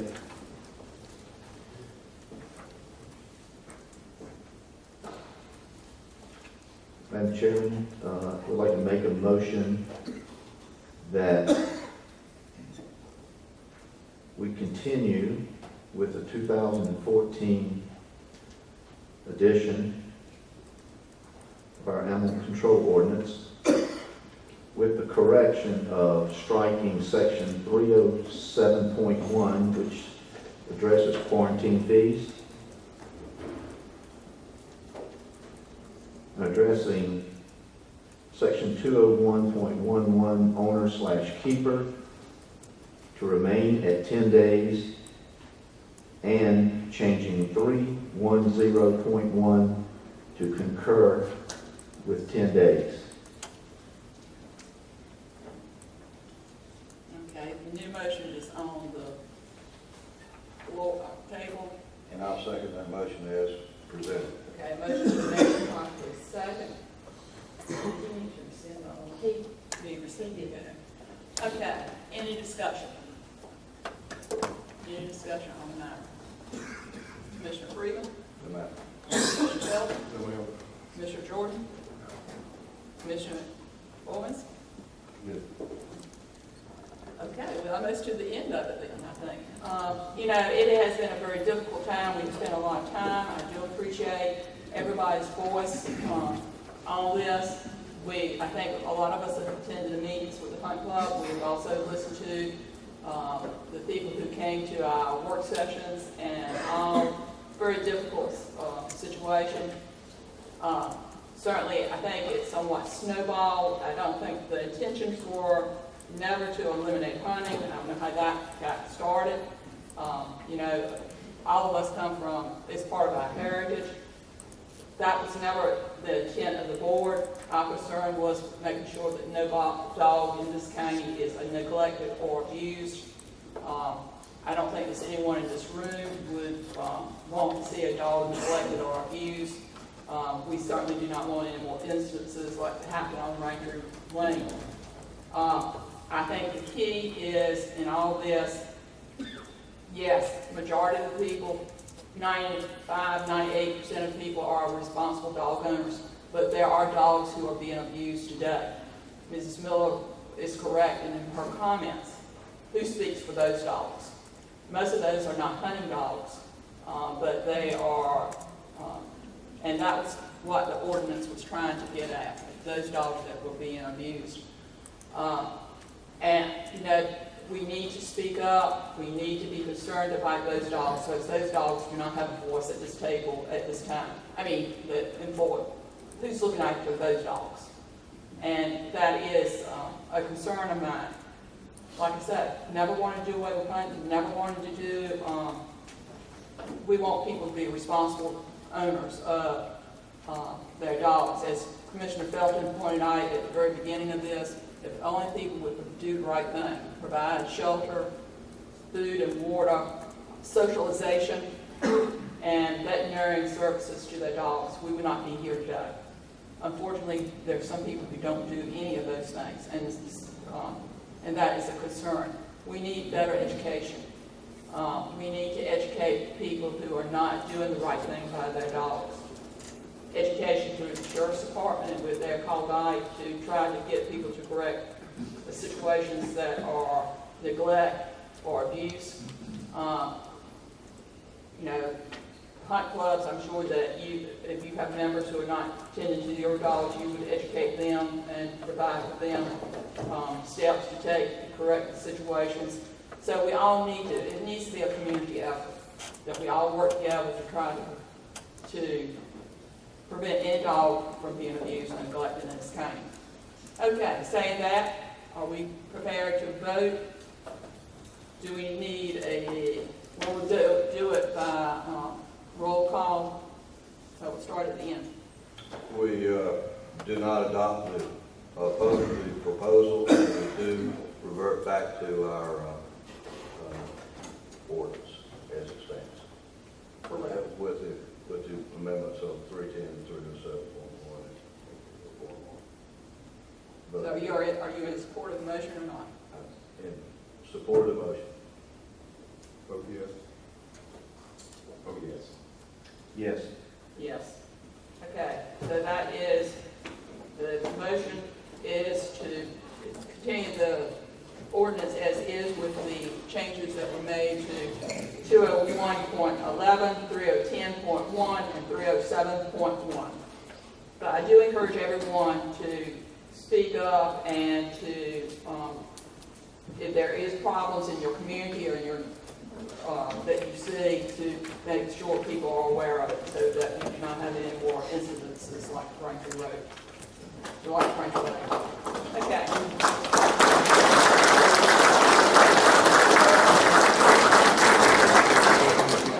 Okay, it's 12 noon. We'll take a break. 15 minutes.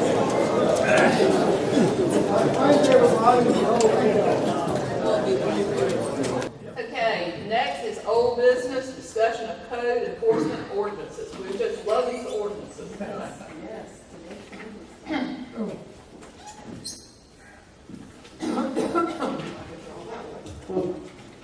Good afternoon. Now it's afternoon.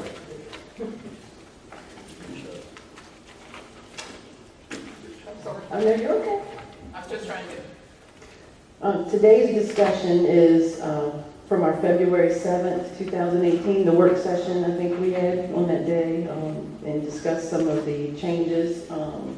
And our original ordinance was an ordinance to regulate junkyards and junked or abandoned motor vehicles. And on that day, it was requested that we split these into two ordinances to separate them. And Mr. Dave Cowan, our code enforcement officer, has worked diligently on this and highlighted the changes in the two ordinances and has some explanations, I believe, that you may want to hear. And I'm going to let him update you on those things he has researched and updated in the two, if that's all right. I don't really know where to start because I don't know what kind of questions I actually have. At our last meeting, we originally had one ordinance that covered two situations. I think that's what we were talking about. And so we took that one ordinance and split it into two separate ordinances, only so that the ordinances were in compliance with the way the general statutes are written in them. That was the only purpose behind that. And I think if you look through, we labeled ordinance 1 and ordinance 2, hopefully that will lessen some of the confusion over that. But then we took and between Melissa and I, we highlighted differences between the original ordinance and what the new ordinance says. I don't know exactly how to attack this critter from here on out. I don't know what y'all want to do.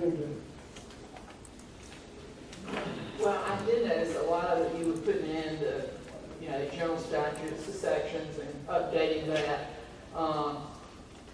And, clarification, like for a new automobile junkyard, what the setbacks were. I mean, you very clearly say it was for the new and not going back to all the old ones that currently exist. Right.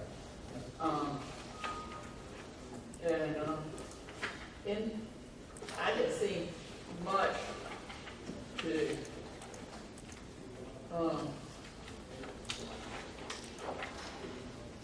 Basically clarified automobile for motor vehicles. Yes, sir. I think it was you, Mr. Jordan, wanted this separate junkyard ordinance. And all we did, a junkyard can be called an automotive graveyard, and it can be called a junkyard. So that's why I titled it regularly automobile graveyards / junkyards. And then in the explanation of terms in here, we added what is an automotive graveyard, what is a junkyard. There are slight differences in the two, very slight, but there are differences. So we look under the definitions. and that wasn't that in the old one? Yes, it was. Yes, ma'am. So the term, the old one didn't use the word automobile, the words automobile graveyard. That wasn't highlighted. I don't think that was. Yeah, they weren't. That one didn't use those specific words. I don't recall. Yeah, that's just regular junkyards, and junk for abandoned motor vehicles was the way the old one was written. So on page 1 of the document, the first yellow thing there, we added schools, comma, a church or synagogue, right? We either added them or changed the way it was phrased, one or the other. Okay. Right. Yes, sir. Right. So then we move right down to the whereas, the third or fourth whereas, and in your reference in North Carolina General Statute, 121, which would allow y'all to adopt the ordinance for junkyards, whereas originally it was written under 132, and that's where the real discrepancy originally came from. all right, so this clears that up. Yes, sir, that's correct, sir. So we keep turning to, we see yellow. Well, on page 2, 103.1, the new automobile graveyard is a new definition. Verbiage. Of the verb. So we're over on page 4 now. Look, I'm going to catch up with you. I lost you there somehow. Page 4. And that's the title, and that's just because we have the department title different. Okay. Yeah.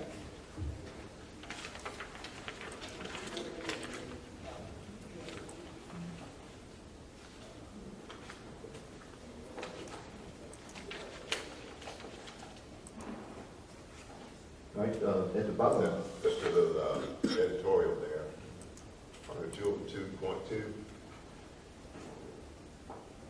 202.2, yes, sir. Let's change that to any. Yeah. It's what now, I missed, It shall be unlawful or any. oh, I see the T, you're right. What page is that? The same Well, thing. unfortunately, this is still in draft form, I'll fix that. Yeah. Spell check. It's spell check, so it didn't correct it. That's section 203 there, Dave. There's right much highlighted there, is it? That's the, that's On new Yes, junkyard, new. on the new one. new, we're of course thinking something between existing and new. Okay. And that's what then we changed quite a bit of the verbiage involved in new junkyards. So let me ask you a question while we're here. There's a state law that says you cannot have a junkyard, automobile junkyard within 1,000 feet of a major highway. The junkyard on 158 is probably within 90 feet of the highway. How does that line up? Or, you know, what has ever been done, or have you ever looked at that? State ever looked at it? That, when I brought that state ordinance with me, let's see if I did. Be interesting to see what the revision date on that is. It might be a. I'm sorry, say probably it's grandfather.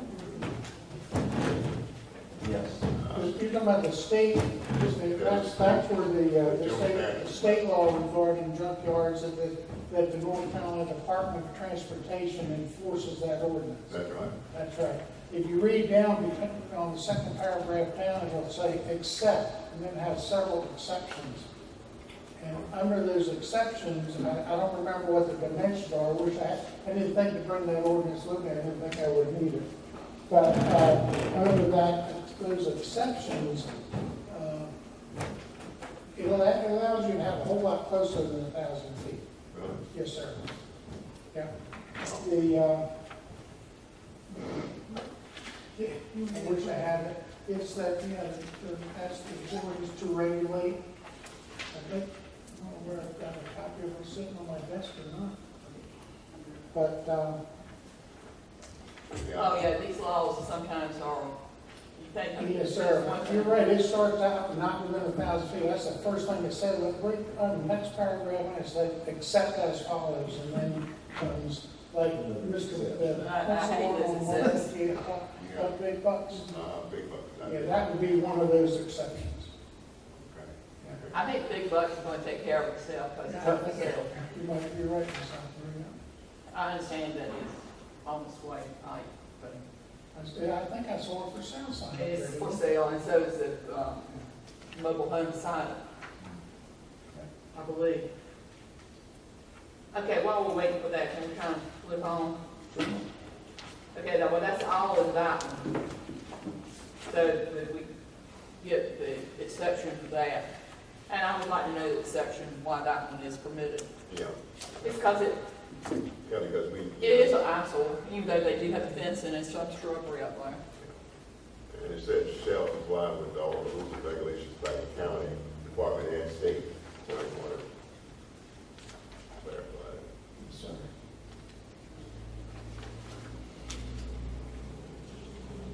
Can we go ahead and flip on to, Orders two. ordinance two. while we're waiting, This is the motor vehicle.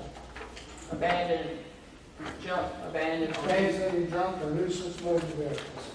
And really, with this one, with this ordinance, the only real change, other than rearranging a few words here and there, was we added that category nuisance motor vehicle that wasn't in the original. Oh, thank you. okay, before we start with that one, let's get clarification of the except on that one, so the one in second one.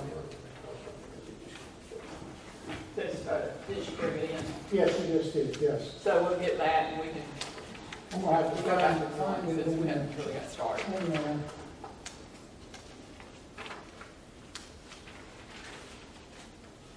Ms. George, you want to look at this? Yeah. Well, Let's have it over here. Okay. Here it starts, I think, right there, where that. What is What general statute is it? 136-144, restrictions as to location of junkyards. No junkyard shall be established, operated, or maintained any portion of which is within 1,000 feet of the nearest edge of the right-of-way of any interstate or primary highway or North Carolina route in a county that has no interstate or federal aid primary highways, except the following. Those which are screened by natural objects, plantings, fences, or other appropriate means, so as not to be visible from the main travel way of the highway at any season of the year, or otherwise removed from sight, or screened in accordance with the rules and regulations promulgated by the Department of Transportation. Those within areas which are zoned for industrial use under authority of law. I don't know if that's. I see, this was fence. Those located within unzoned industrial areas, which areas shall be determined from actual land uses and defined by regulations to be promulgated by the Department of Transportation. And those which are not visible from the main travel way of the interstate or primary highway or North Carolina route in a county that does not have an interstate or federal aid primary highway at any season of the year. So the four exceptions. For exception, it probably fall within. Number one. Okay. We've got a fence with Shrubbery. shrubbery, and they've got, the fence has It's a, blinders, I think. Blinders, Yeah. that's right, yes, sir. And also, with that particular issue, that Route 158, I think that's considered a primary roadway. it is. So 13, 158, again, that, 32 are if there were any primary roads. violations there, it would really be the Department of Transportation's responsibility to enforce them, not Gates County.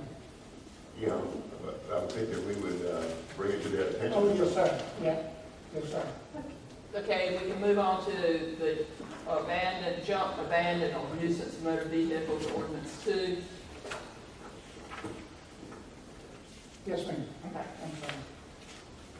Y'all want to just look through it? I mean, At page 1, you add nuisance, and I'm sure there is a definition for nuisance. yes, ma'am. Okay.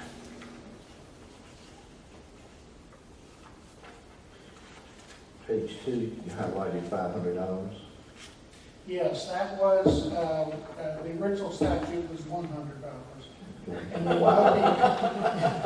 looking, the way I came up with that is in looking at other counties that have similar ordinances, they all have increased theirs to 500 because even a $500 vehicle today, even a junk abandoned wrecked vehicle, probably in parts, is worth $500. I'm sorry, say, So that's why they did that. that must be written when the Model T was around. Yes, sir. So, You know what?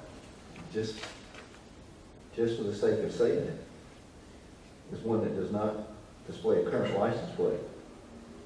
So if I got 5 junk cars out there and I'm willing to pay insurance on them and put a current tag on them, don't make a difference what they look like, right? That's exactly right. Okay. Exactly right. All right. Yes, sir. That's the way I interpret it. anyway. Yeah, okay. page 3.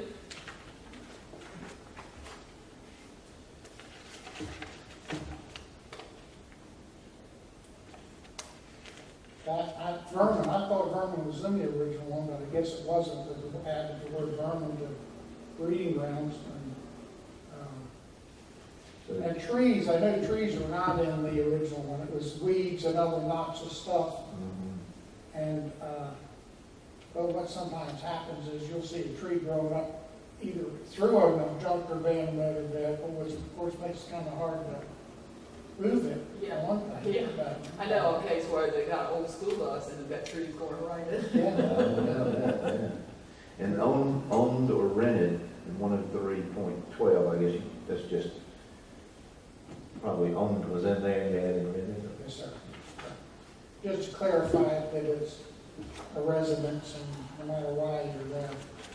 Okay, now just explain Article 2, enforcement agency is the sheriff's department. What I did was trying to do there, yes, it has always been the sheriff's responsibility if the vehicles, if we have to identify ownership of the vehicle, the sheriff has to do that. I think we talked about that the last time. This job that I have doesn't have the statutory authority to be able to do that. But I recalled on enforcement agents to clarify the difference between the sheriff doing part of this and code enforcement doing part of it. That was my driving force behind that. There are some examples, the way I wrote this, that code enforcement, be it whoever it is, could go out if it's a vehicle that is owned by the property owner and the vehicle is in violation. So it's on your property, you own the vehicle, but the vehicle is deemed a nuisance, particularly to children, health hazard nuisance, then we don't need to identify, as long as the owner says yes, or that property owner says, yes, it's my car, we don't need to worry about identifying the ownership. So I think code enforcement, that's appropriate for code enforcement to take care of that. We do have a definition of abandoned. Yes, that was in the front one. Yes, first. Yes, first one. 103.1.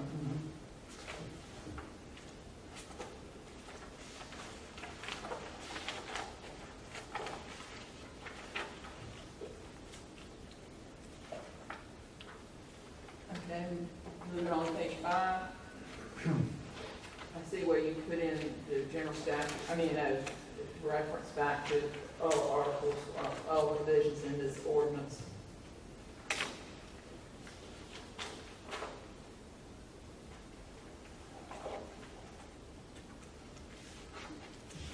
That's right, the 6 month, talking about the 6 month and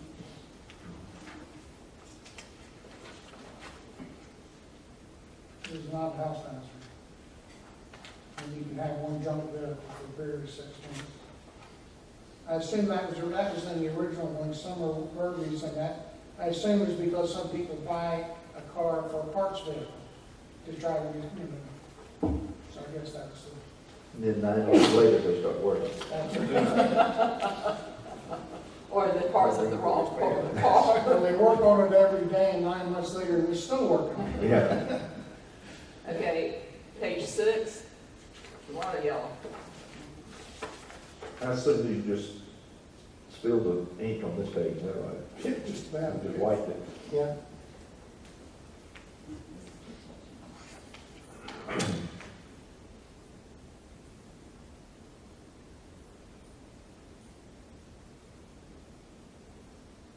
And that again is just an attempt to better clarify who and what, who's responsible and why they're responsible.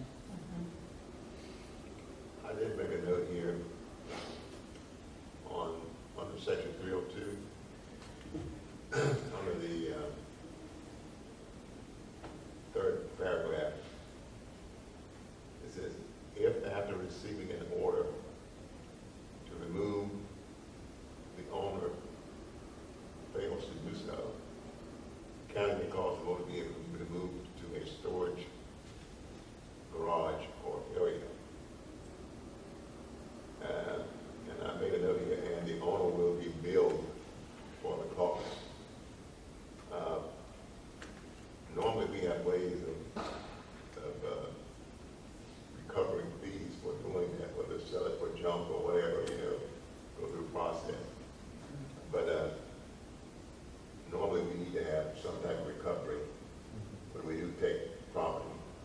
Just like we do a house, if we decide to go ahead and demolish a house, we're going to lien on that property. And you see what that. And we have a budget line item, haven't passed for that.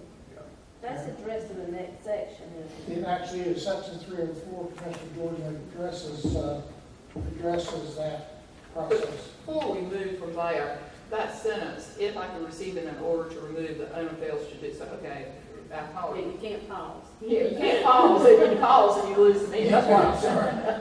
I apologize. I'm sorry, yeah. Pause killed me. Do we have any English majors in the group? Maybe they can fix that. Yeah, one type of house over there. In that one also? Yeah. Where's that one? 304. Oh, 304. Yeah. Gates County. You wouldn't believe how many times we've read this thing. You just don't. Mayself. Not myself. Me sell myself. Me, I'm still haven't found what you're talking about. The heading the before. heading. Oh, the heading, okay. Well, right, the sentence under The the, sentence right above 304.1. Okay, gotcha, yeah. I guess my thought process was that, the Gates County Med. you know, when we Okay. move I a see, vehicle, yeah. we ought to notify the owner, that, you know, they'll know at that time, and then if it's nothing's done within 30 days, then, you know, we can dispose of it, whatever. But it says that if I can receive an order to remove the owner fails to do so, so the owner has been served. And we have to notify them actually by law. They'll notify, then they have 30 days to move it out and notify. If not, we can. What I'm saying is that it says, if after receiving an order removed, the owner fails to do so, the county may cause the motor to be removed to a storage garage area. But the sentence before that says removal of motor vehicle shall be required within 30 days of the date of the written order. I think you understand what he's saying. You're saying that you feel like there should still be something there that says you will be charged for us moving it. No, don't wait until we sell it. Exactly. It gives them the opportunity to, if they want the vehicle, they can come and Pay do the something fee. about it. Exactly. Okay. And should we have anything included in there when we cannot identify that vehicle? Because some of those VIN numbers may be so old that, they'll not show ownership. Is there, actually,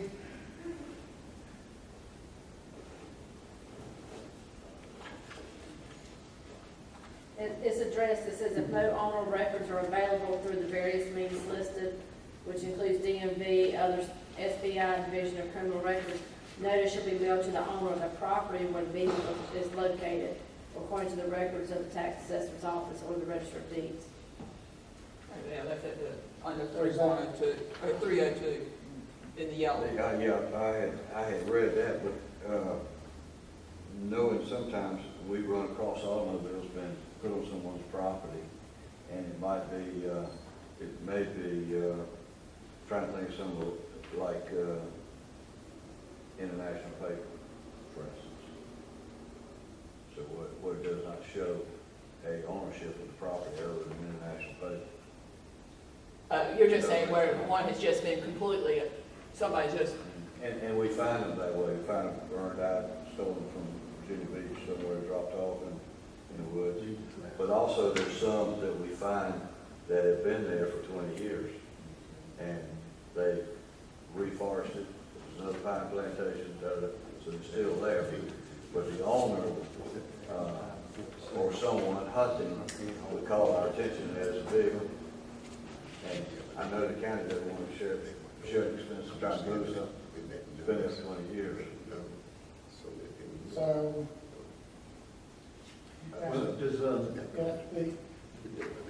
Is that in the description?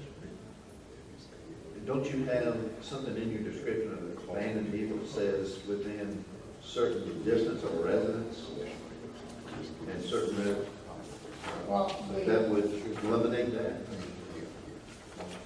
we have we have the section, the other part where we're talking about, junkyards being within a certain, or junk or abandoned motor vehicles being within a certain distance of residences. And, well, the definition of that's a a different issue, I think. Yeah. And I hate to give an example, but just the other day off Savage Road, found a Caterpillar that's probably been there, I don't know how many years, it was rented in Tidewater, and it was obviously not returned. And it's hidden, and there were 6 more vehicles with Virginia tags there in that wooded area, right behind the residence, behind a garage, and they're all abandoned. Wow. So, The nice Caterpillar, John Deere. Is that on Folly Road?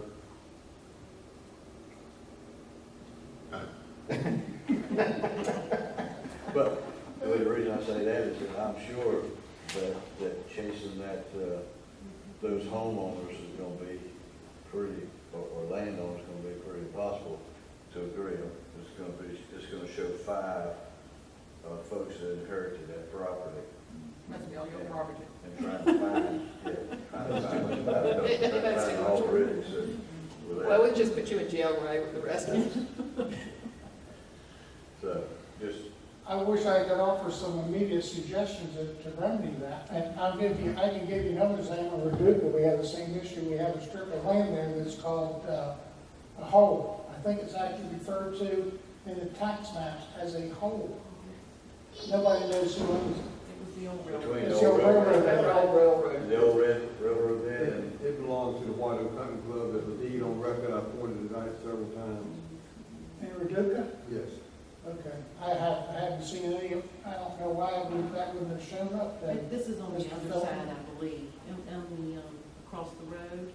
North side of Yeah, 58, I think it's I think Mallory Buck may have used to have owned, Mallory Buck used to have owned on that side at one time, and we went through the records, remember the railroad. Mallory and a few others bought all that railroad property. Mhm. Down on the south side of 158, all that's White Oak Hunting Club. Right, you had told me that, And yes. down on the north side, Carbondale and Mallory Buck. Yeah, that was one thing we had been, definitely certain, because we liked for those vehicles, definitely. but I know where the hole is between Brooks Road and the railroad bed and the old railroad building. Yes, sir. That's right. And it still shows up. I don't know about the history of it. I haven't been there long enough to know that, but I do know that as of right now, if you go to the tax office or you go to GIS, it shows it's listed as a hole, literally, and that's the description. It's only as if no one owns it. So that's a tough one. There's two vehicles sitting in that property that. Okay, getting back to Commissioner Jordan's original comments concerning this, about the, let's see if we can fix that problem. And then we'll talk about race. Yeah. Regarding, adding the recovery fees, we'll add Yes. into the notice. So I think we need something about the recovery fees. In that section. That's in 304.2, you read the last sentence, by the last sentence on that page, it continues to the next page. If I receive What- an what order. Henry- I think what Henry was indicating is that the notice that's given to the property owner should be clear enough to know that they can recover the vehicle. Yeah, that's Right. the intent, is that the notice, we should say there about the notice going to them will include notification that the county will recover the Okay, fees. I understand that. Okay, so that will, if you can get the wordage there for that. Basically include fees or costs Recover, recovered. Yeah. will be recovered. Cost incurred. Because we can't make money off of it, right here. Right. Now, we just want to We want to break even. Okay, getting to Commissioner Freeman's point. Yes, ma'am. I like, and I do know, when people, I know, I have seen where, when loggers go in, they run into, They get back there on the back, and they have a transmission problem. no, I'm not talking about that, I'm They'll saying. leave it there. No,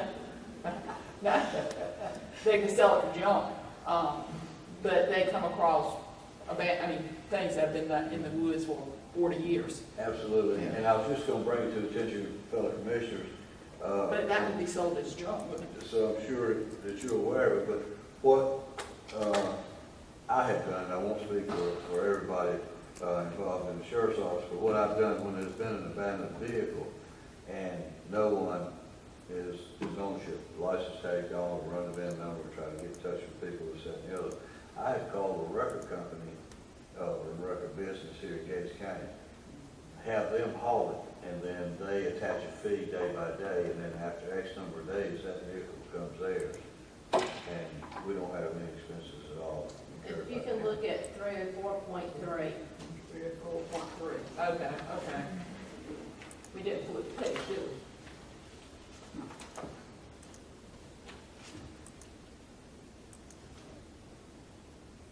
Yep.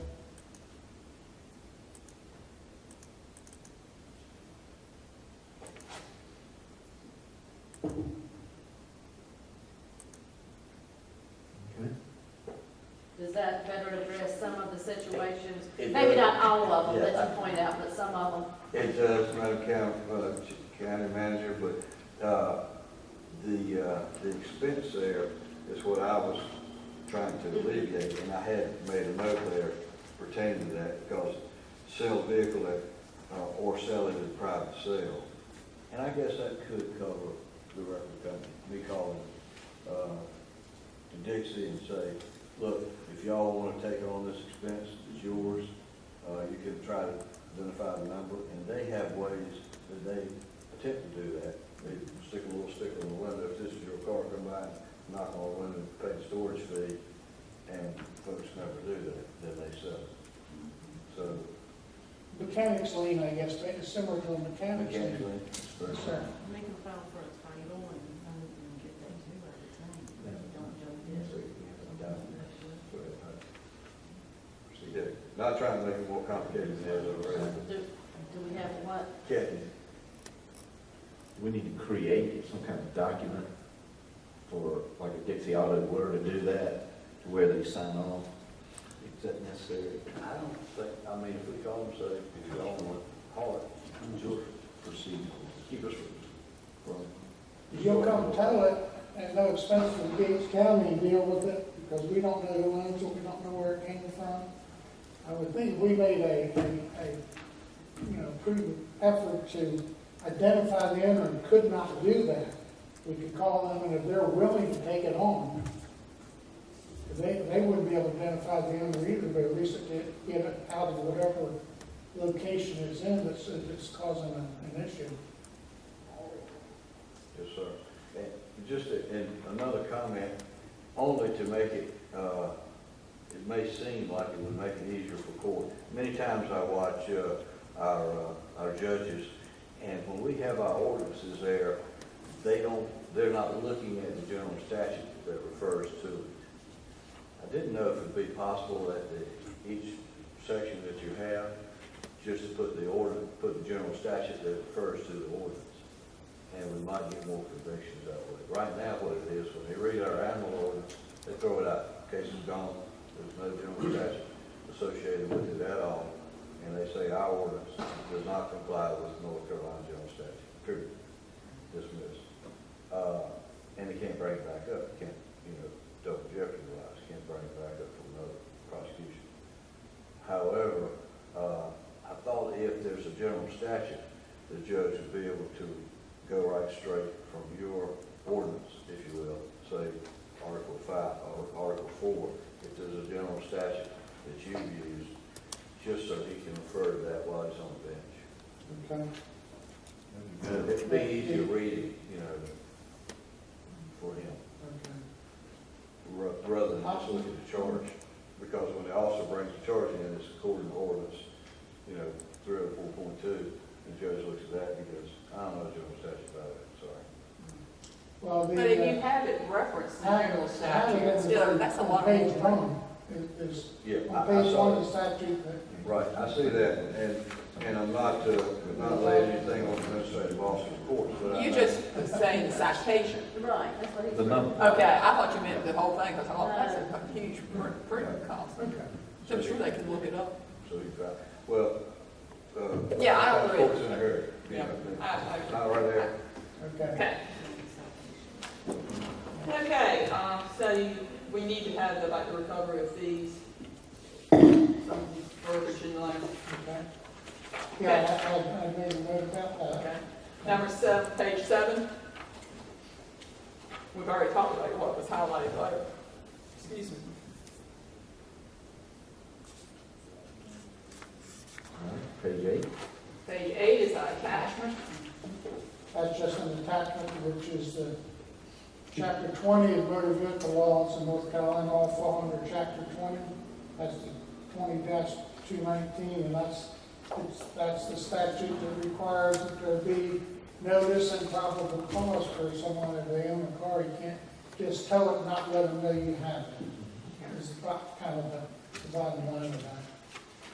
Okay, well, I think it's a much better splitting it into two.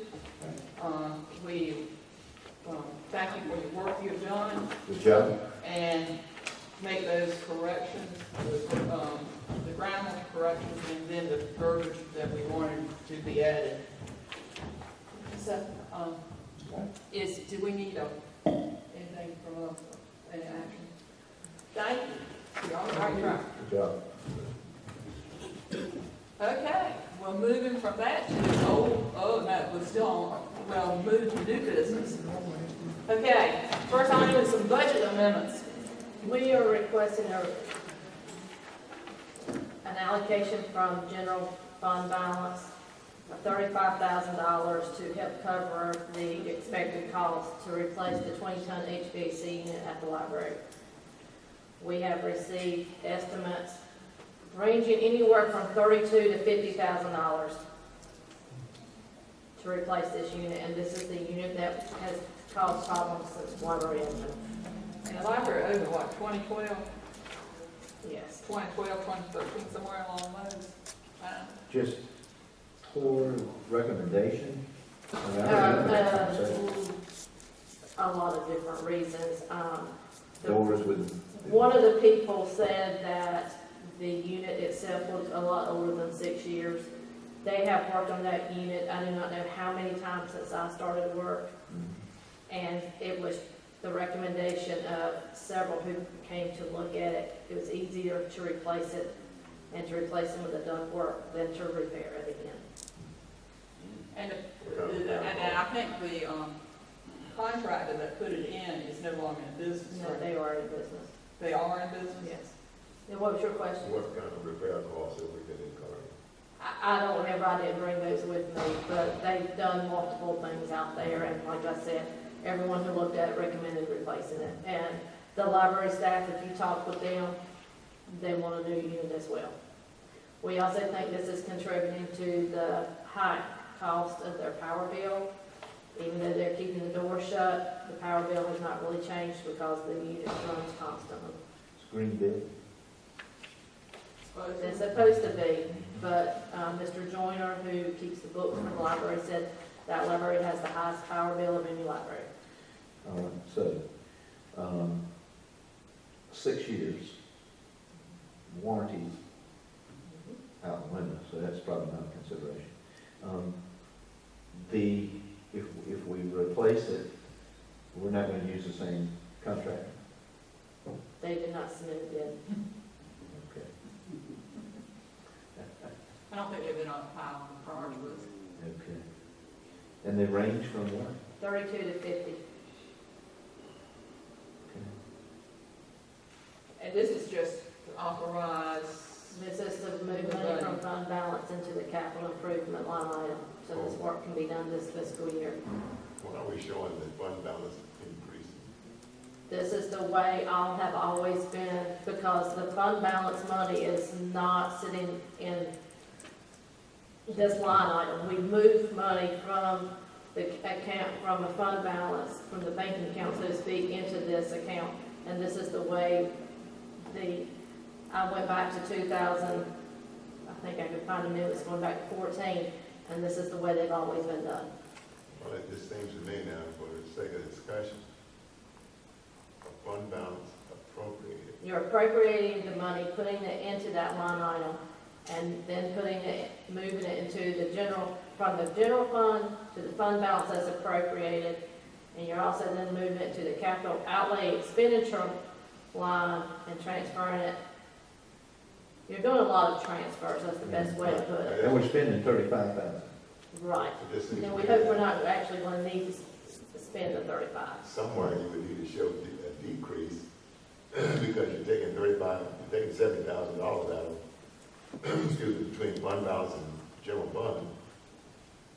I understand what you're saying, but as I said, I went back to the previous administration, and this is the way it has always been approved by the Board of Commissioners. I've noticed that in the past, and I think the thing that keeps it from, that sounds like a common sense thing. Right. I think the thing that keeps it from doing that is the R and the E, the revenue and the expense.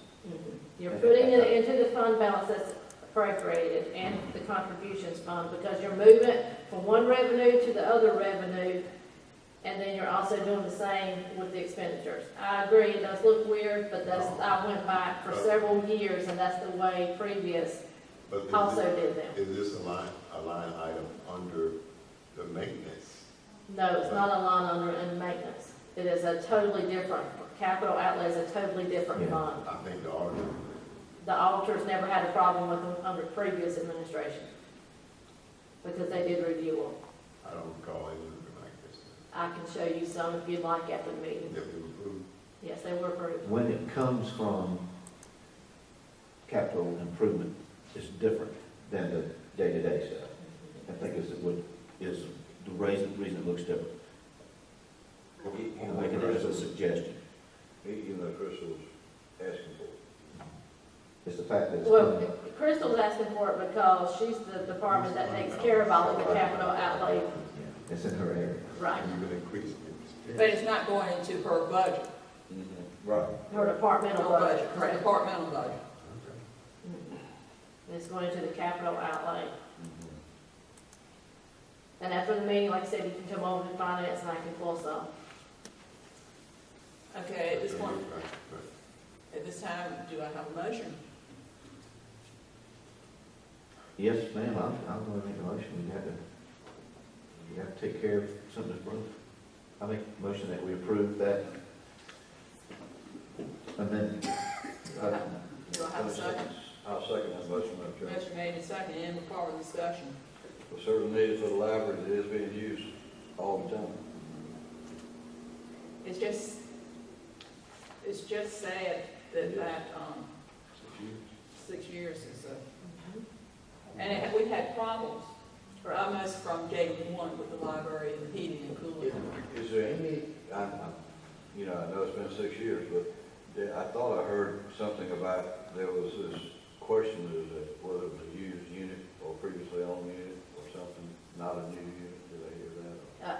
There's been lots of speculation. All I'm gonna say is that the ones who looked at it said it looked over the 6 years and they all recommended. when it somebody's be working completely behind replaced. somebody, Mhm. my experience is, whether they know the contractor that was there before or not, there's a lot of innuendo, and it sort of bails them out. It's like, I'm gonna work on this thing, I'm gonna bill you, but if it's not working in 3 days after I leave here, if you down a piece of equipment, if you down the previous operator, you always got somebody to blame on. And you were hoping that it was inspected as it went along the Yeah. building. And then Hopefully. there's the credit union, right there beside it, having no heating and air problems, having no issues or whatever.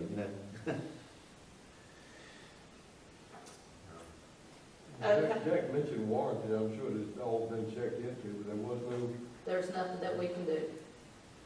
Well, most warranties would not be a problem. 24 months would be a long warranty on something electronic. 12 would be typical. No longer than 5. Yeah. Well, anything over a year, you're probably paying A percentage. a percentage or a fee for. You would have signed and checked the block. I'm gonna check one thing, and I know this for a fact, because I'm in the middle of it. Commercial units are warranted for 1 year. You can't get any more. That's the bad thing. Top down. And you've got to make sure it's working on day 360. Yeah. And that's something that hopefully we'll remember, that when we're constructing and tell the school board, Yeah. make sure everything is working top notch that first year. Good point. Because if it's not, if there's I did not no, know one. How about on top of this building right here? Where age-wise, where are we there? That one's been here since Toby Chappell was here. I think that was one of the last things he did. okay, let's get back to this. Motion's been made and seconded. Any further discussion? Hearing none, all those in favor say aye. Aye. Okay. Whoa. That was only one budget? Okay, Yes. we have 2 resolutions. The first one, I'm sure you have seen in the paper, where Perfect County Health Services is having financial issues, and they are asking to join the Albemarle Regional Health Services, which we belong to. And this is, they need resolutions of support from each of the counties that are currently being served by Albemarle. I'll make that motion, Madam Chairman, that we accept this resolution. And just like to add that now we'll be serving 160,000 people from our health system. I'll second. A motion's been made and second. Any discussion? Hearing none. All those in favor say aye. Aye. All those opposed? What's the word mental health Trillium handles the mental health issue. Yeah, for all of them. And just for sake of your question there, Jack, is Trillium has attached to by funding some aspects of Albemarle Regional to provide some psychiatric care as well as patients. And I'm sure all of you saw the print item from Trillium about people using the kiosks and for the last couple of months.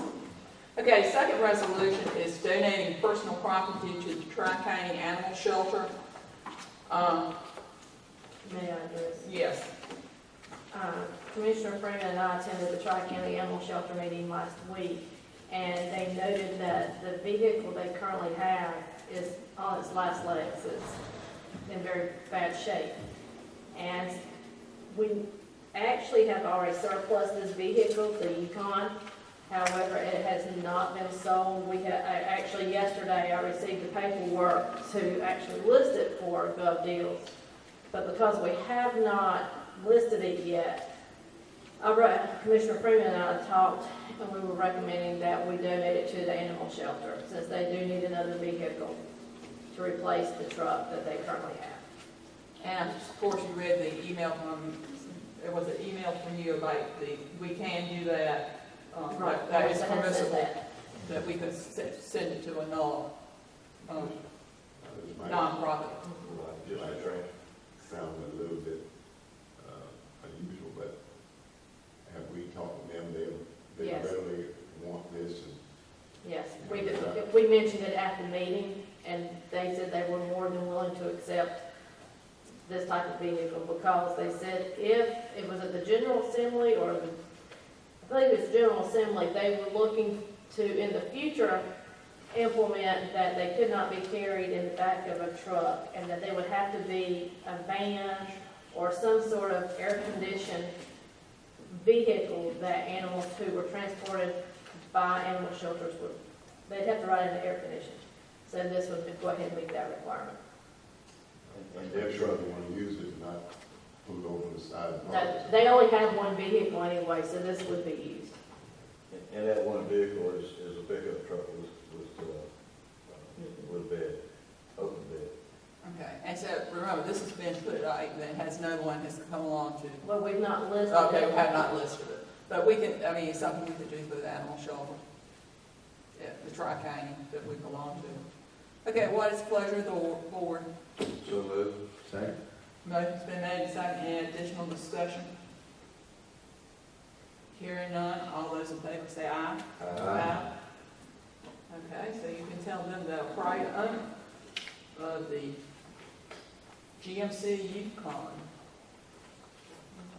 Okay, citizens' comments? Citizen? Yeah, I stayed, Henry, this is 2 meetings in a row. I stayed here so you get the cake. I'll give you an Easter egg. I have a chocolate, peanut butter with butter. Pretty good with peanut butter. Yeah, I didn't see no cupcakes today for you. No, I did, I just think that everything went great today. I was going to say, no, don't make me get it. This is not, I know this is not. Okay, make it This is short. nothing earth-shaking. I like to sit here on this part of the program. I don't mind that. You know, I'm not afraid of the camera, right? Right, I know that. Not really. But I would do it. But anyway, 2 or 3 things that happened while it's just us here, and we even though we're all on camera. This campaign coming up, commissioner campaign, I found out just this week, or was it last week, that it's gotten really unusually dirty. And I really hated what I heard. But there's nothing that we can do about it, me or anybody else. But just be careful of the rumors that are being put out about people. And it's just, and I have been in politics for a long time, and I have had the same basic thing that happened to me in past cases where people out here saying things, and you're the last one to know it. In this particular case, I called the person up because I felt like he ought to know it. But and after today, it could get worse. And I'm not going to elaborate anymore if you want to talk in private sometime about it. But after today, it could get worse. But I do appreciate y'all all coming today and, and listening, and you saw the crowd of people here. But my number one comment, and this is what I close with, about a few years ago when Billy Felton went on the board, I decided it certainly was time for me to retire from doing this. I was kind of getting tired of being ridiculed, I guess you might say, but I had an obligation to Mr. John Willie. Mr. Willie, I saw him the last time I saw him before he died down in Greenville at the assisted living home. And he talked to me, and we talked for all the time for years back and forth about county politics. And he sort of asked me, he says, well, I said, Earl, I'm in my short rows now, and carry on. Well, after Billy got on, long about that time, I made myself a promise I was going to get out of this mess and do other things like fish and hunt. But anyway, and I'll say this, Billy was one of them, and maybe another two, and they told me to stay involved. And kind of talked me into it. Well, after I got talked into it, then I decided, well, maybe a few weeks ago that I didn't need to be in it. It was time to me. Billy decided not to run again, and it made me mad. And I told him it made me mad. But at the same time, Billy, remember, I told him I understand exactly where you're coming from, and I'm behind you on your decision because I understand. But, so I decided to retire again.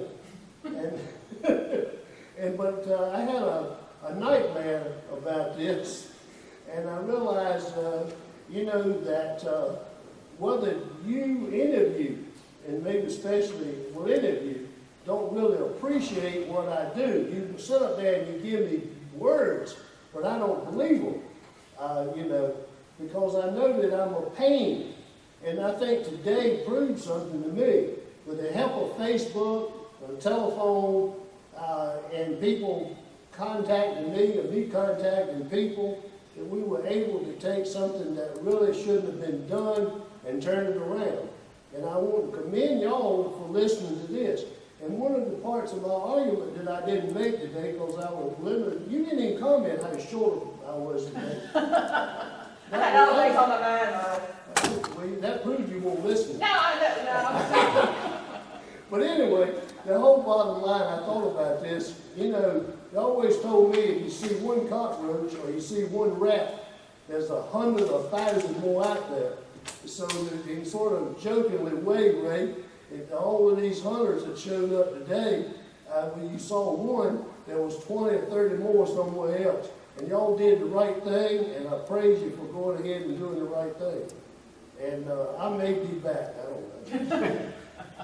Thank you, Earl. You will be. Appreciate it. You will be. I'm the chairman not having to stand back.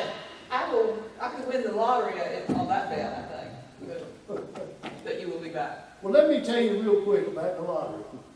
Linda's throwing her eyes back. Betty Jean and I went to Windsor, North Carolina, to a Saturday night dance. We've never been before. And it was second Saturday night of the month. And they had a 50-50 draw. Never been there before. Bought tickets to it. We won, $54. So the next Saturday night, the third Saturday night, we went back. I bought tickets for the 50-50 drawing. I be daggone, we didn't win the second time, 2 nights in a row, and the pot was $54. So if you don't think sometimes I can have good luck. I need to borrow some money. He can finance your campaign. There you go. Okay, at this time we will have, who comments? I guess we'll start at the end of the table. Thank you, Madam Chairman. Pleasure to be in this house today and listening to all our citizens voice their opinions, and it shows me that they've been paying attention to things and they have their own comments. We have been listening to it for several months, but just recently, within the last 3 months, have all of you began to at least call your commissioners or call us and ask us to be your voice. And don't stop doing that. I know I brought it up here before that we stand as a voice for all of y'all. We really don't have a vote that's going to be ours. I hope that will never happen, and that'll just be a personal agenda. This is the voice of everyone. Again, it's how it's supposed to work, and it did work. So we appreciate that, and thank you. I appreciate everybody coming today too and voicing their opinion, and as it demonstrated, your opinions count, and we were glad to hear all of them. And I appreciate Earl staying the whole time, even though he is on the opposite side of the county. I know if I made you mad, you'll get over it. But I appreciate it, Earl. What made him mad? I too appreciate everyone coming and making the democratic process work. I think we saw that today, that when citizens are concerned and voice their opinions, that they do, it makes a difference. And I think we had a very good meeting. Thank you, colleagues, for working together. And I thank my constituents for staying here so that at least I have one left. Constituent. So I want to thank Madam Chairman for conducting an excellent meeting today. She handled it well. And I want to thank the citizens for voicing their opinion and doing it in a civil manner. Everyone was very well conducted today. And we had some great comments. And I want to thank my colleagues for going through the process of democracy and the process of working out a solution. And it's a joy to work with you. And I want to listen to Earl, to what my fellow commissioner, Mr. Freeman, said down there. And it's their vote. And it should never become our vote, because then it would be a personal agenda. That's well stated and well received. Thank you, citizens of Gates County. I too like to thank everyone for coming out today. It is an example of democracy in action.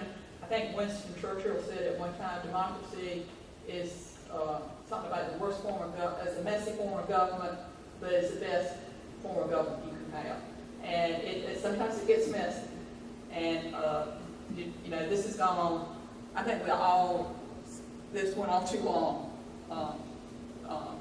And all. So, and it shows you the good side of social media, but it also shows you the bad side of social media. There was a lot of things said and talked about that were not true.